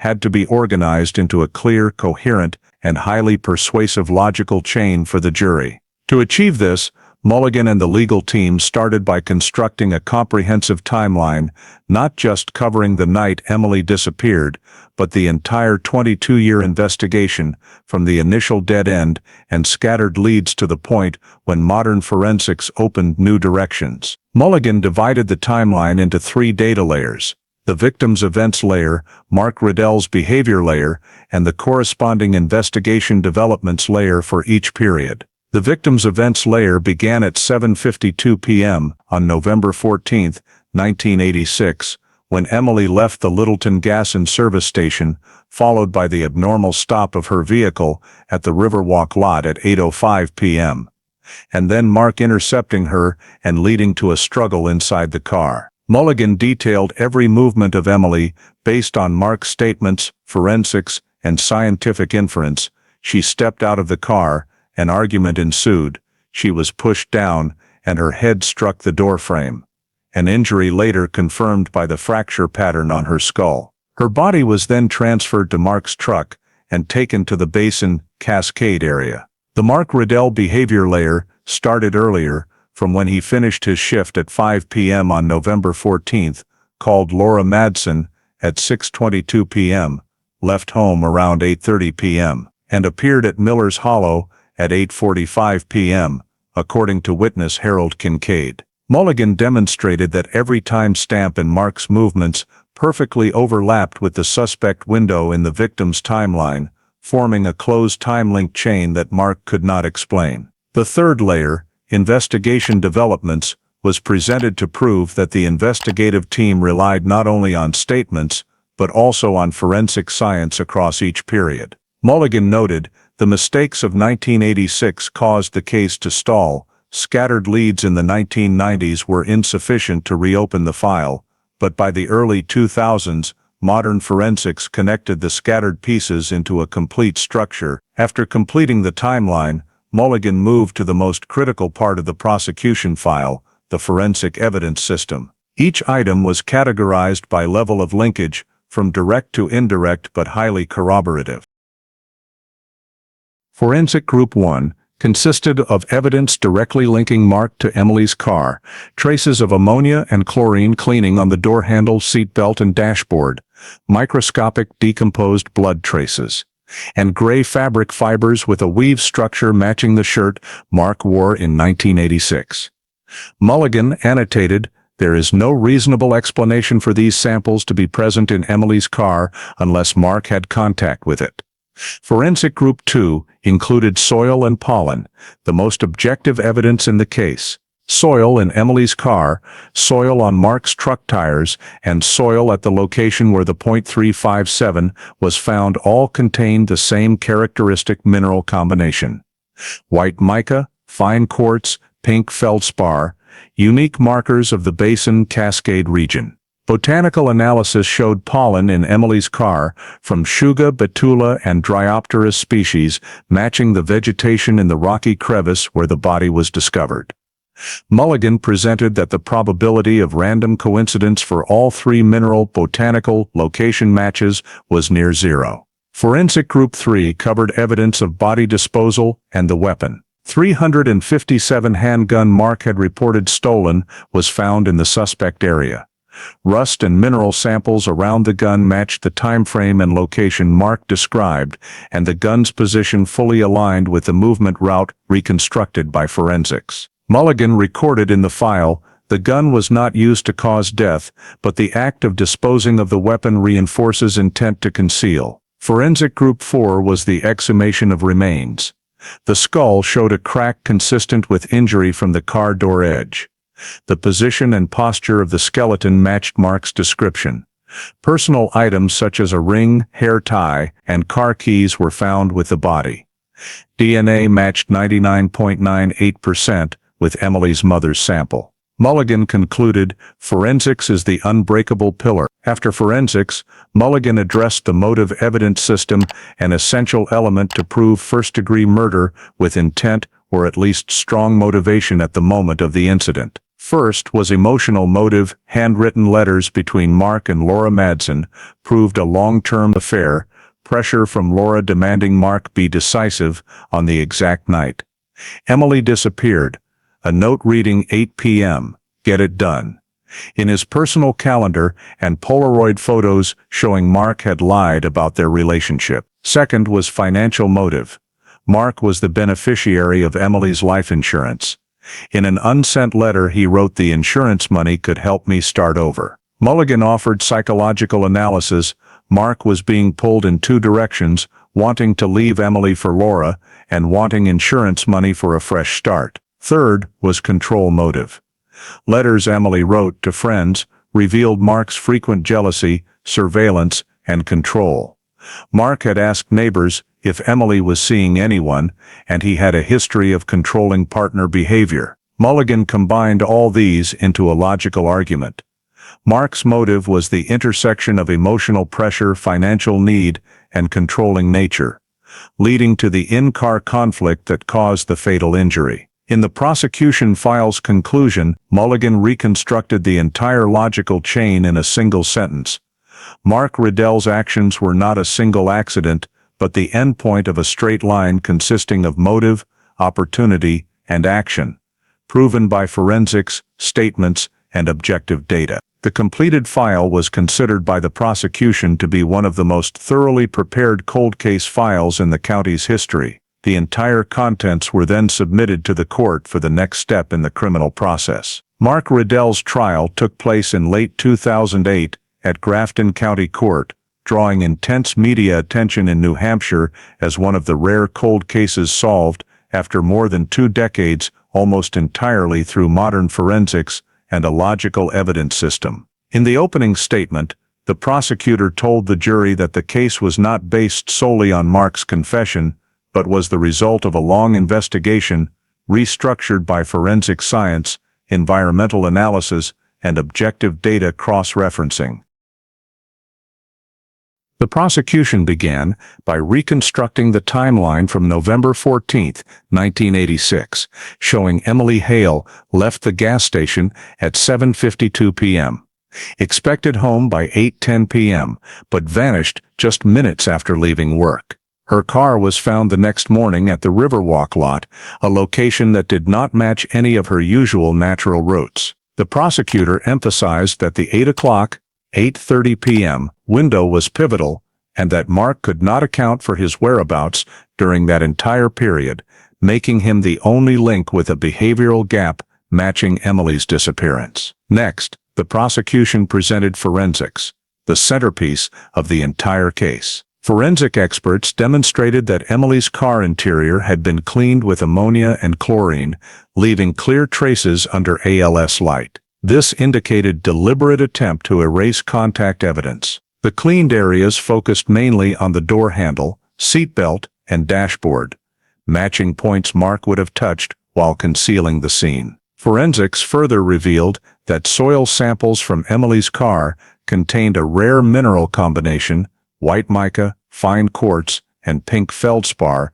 found only in the Basin Cascade area of Franconia Notch. Soil from Mark's truck tires collected in 1987 and soil at the 357 Discovery site shared the same mineral profile. The prosecutor described this as a mineral triangle linking victim, suspect, and weapon to the single location. Botanical experts showed the jury images of pollen recovered from the car seat crevices of Emily's vehicle, Chuga canadensis, Betula papyrifera, and Dryopteris campyloptera, 3 species that co-occur only in the moist rocky crevices of Franconia Notch. The jury was shown distribution comparison charts from 1986, 2008, proving the probability of random pollen presence in Emily's car was extremely low. The prosecution then introduced Mark's confession, presented via audio recording and transcript, in which Mark described intercepting Emily at the Riverwalk lot,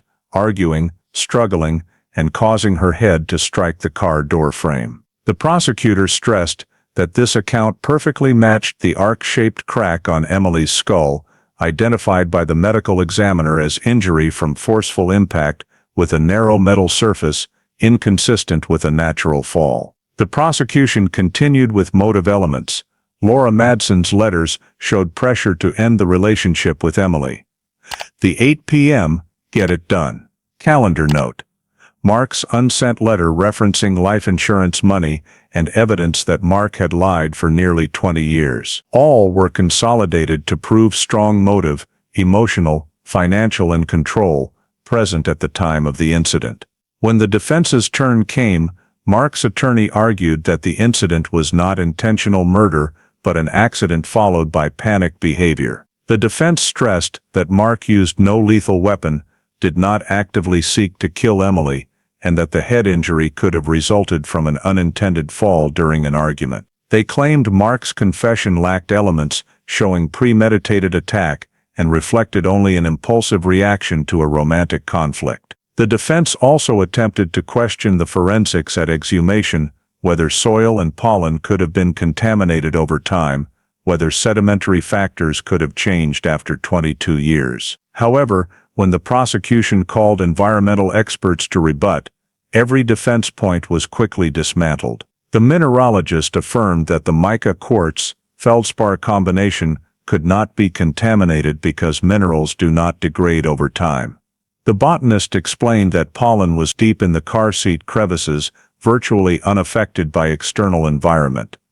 The terrain forensic expert showed that sediment layers around the skeleton exhibited compression consistent with 1986 deposition, ruling out later intrusion. The defense continued arguing lack of intent to kill, citing Mark's own confession where he said he didn't want to hurt Emily. The prosecution immediately countered by displaying the 3-layer timeline on a large screen: Emily's layer, Mark's layer, and the forensic layer. When the jury saw the 7:52, 8:05 p.m. segment of Emily, perfectly overlapping Mark's 8 o'clock, 8:30 p.m. gap, further corroborated by forensic soil traces and witness Harold Kincaid, the full picture became unmistakable. The prosecutor concluded before the jury, even if Mark Riddell did not plan in elaborate detail beforehand, his actions, intercepting the car, initiating conflict, concealing the body, cleaning the vehicle, staging a false scene, disposing of the weapon, form a continuous chain of conscious acts. A person who accidentally causes a death does not hide a body in a rock crevice and throw a gun into the woods. At trial, the prosecution emphasized that criminal intent need not form hours or days in advance.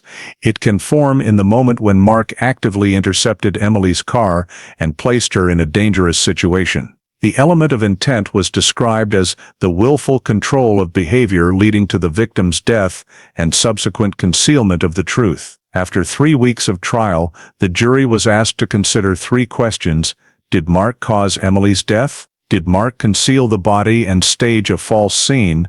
Did Mark's actions demonstrate intent? When the court clerk announced that the jury had reached a unanimous verdict, the courtroom fell completely silent. Everyone understood that 22 years of waiting, searching, and investigation had led to this moment. The clerk rose and read the verdict. Mark Riddell was found guilty of 2 main charges, causing the death of Emily Hale and altering the scene to obstruct the investigation. As the final statement was read, Mark sat motionless, hands clenched tightly together, eyes vacant as they drifted across the courtroom, as if all strength had been drained from him. The prosecutors showed no joy, only a slight bow of the head, because this case was not a victory, but the closing of a tragedy that had lasted far too long. The defense attorney placed a hand on Mark's shoulder, but said nothing more.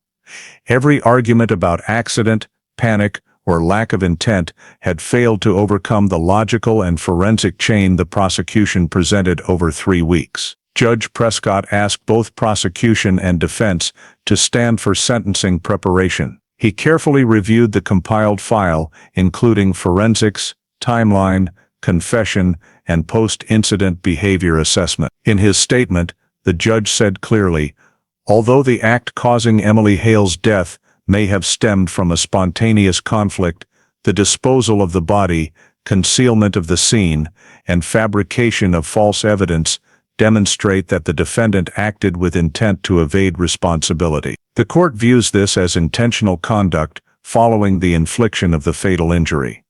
The judge then sentenced 20 years to life for causing Emily Hale's death, plus 7 years for concealment and obstruction of justice to be served consecutively. The total sentence meant Mark would be eligible for parole consideration only near age 70, barring further violations. When the sentence was read, Mark bowed his head without strong reaction, only once lifting his gaze toward Emily's family, who had silently watched the entire trial, before turning away. It was the only moment he appeared to still face the outside world. Emily's family showed no joy or satisfaction.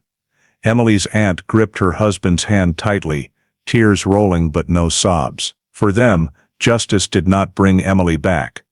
It only closed a door left open for too many years. Prosecutor Mulligan answered reporters' questions in the courthouse hallway. We did what the law and science required. The rest belongs to time and to the pain of those who lost her. After the sentence was finalized, Grafton County Court announced the transition of the Emily Hale case from cold case, pending investigation, to closed conviction secured. With this decision, the official file was closed after 22 years, one of the longest missing persons cases in the history of the Littleton and Franconia Notch area. The cold case unit proceeded to collect all investigative documents, topographic maps, forensic evidence, and archive them per conviction file standards. A portion was digitized into the state archive for future forensic research. Soil, pollen, and DNA samples used in the case were repackaged to long-term archive standards, regarded as an important example of environmental forensics solving a case after decades. The .357 weapon, once reported stolen by Mark, became permanent sealed evidence. Emily's old sedan, initially central to the 1986 investigation and later key evidence of cleaning activity, was moved to temporary evidence storage before final handover to the family upon request. The family did not claim it, and the car was destroyed per regulation, as a way to fully close the image of the vehicle once abandoned at Riverwalk and haunting the entire case. Mulligan completed the final report by the end of the month, documenting the entire case-solving sequence from timeline reanalysis to forensics and confession. In the report, he wrote, "This case proves that truth can be buried for 22 years under rock and soil, but science does not forget. As long as someone keeps asking questions, the truth will find its way back." After the sentence took effect, the Emily Hale file was officially closed and entered the cold case resolved category, marking the end of a search that lasted nearly half a lifetime. There was no applause, no grand memorial, only the quiet relief of those who had pursued the truth for more than 2 decades. And in Littleton, New Hampshire, one of the community's largest ghosts was finally named and laid to rest, leaving behind the peace the place had lacked for far too long. The story of Emily Hale's 22-year disappearance and investigation in New Hampshire is not only a journey of solving a case through forensics and perseverance, but also reflects many issues American society still faces today: intimate partner violence, controlling behavior, community complacency toward warning signs, and the importance of preserving investigative data. In Emily's case, the letters she wrote clearly showed Mark's control, from demanding immediate responses to monitoring her every movement. In modern American society, such behaviors are now commonly recognized as coercive control, a form of psychological abuse that many states have begun incorporating into law. If someone like Emily shared this today on social media or with a community counselor, she might have received early support and perhaps avoided the tragic outcome. Another lesson comes from the initial stalling of the case due to lack of forensics and complacency in scene evaluation. Today, with DNA technology, soil, pollen analysis, and digitized records, we understand that all data has long-term value. American citizens can learn that reporting information, keeping detailed notes, or retaining data can become crucial elements in future investigation. A third lesson is the importance of not ignoring small behavioral changes in loved ones. Mark had an affair, showed instability, and gave conflicting explanations about the time of Emily's disappearance. If these appeared in a family or community today, especially accompanied by control, jealousy, or threats, they should be seen as warning signs, and those around should encourage seeking help from domestic violence victim protection organizations, which are widespread in the U.S. Finally, the perseverance of Detective Mulligan and the Cold Case Unit reminds us that no matter how long the time, justice is not impossible. This reflects a foundational American societal belief that truth may be delayed, but never disappears. Thank you for joining us on this journey to solve this 22-year disappearance case.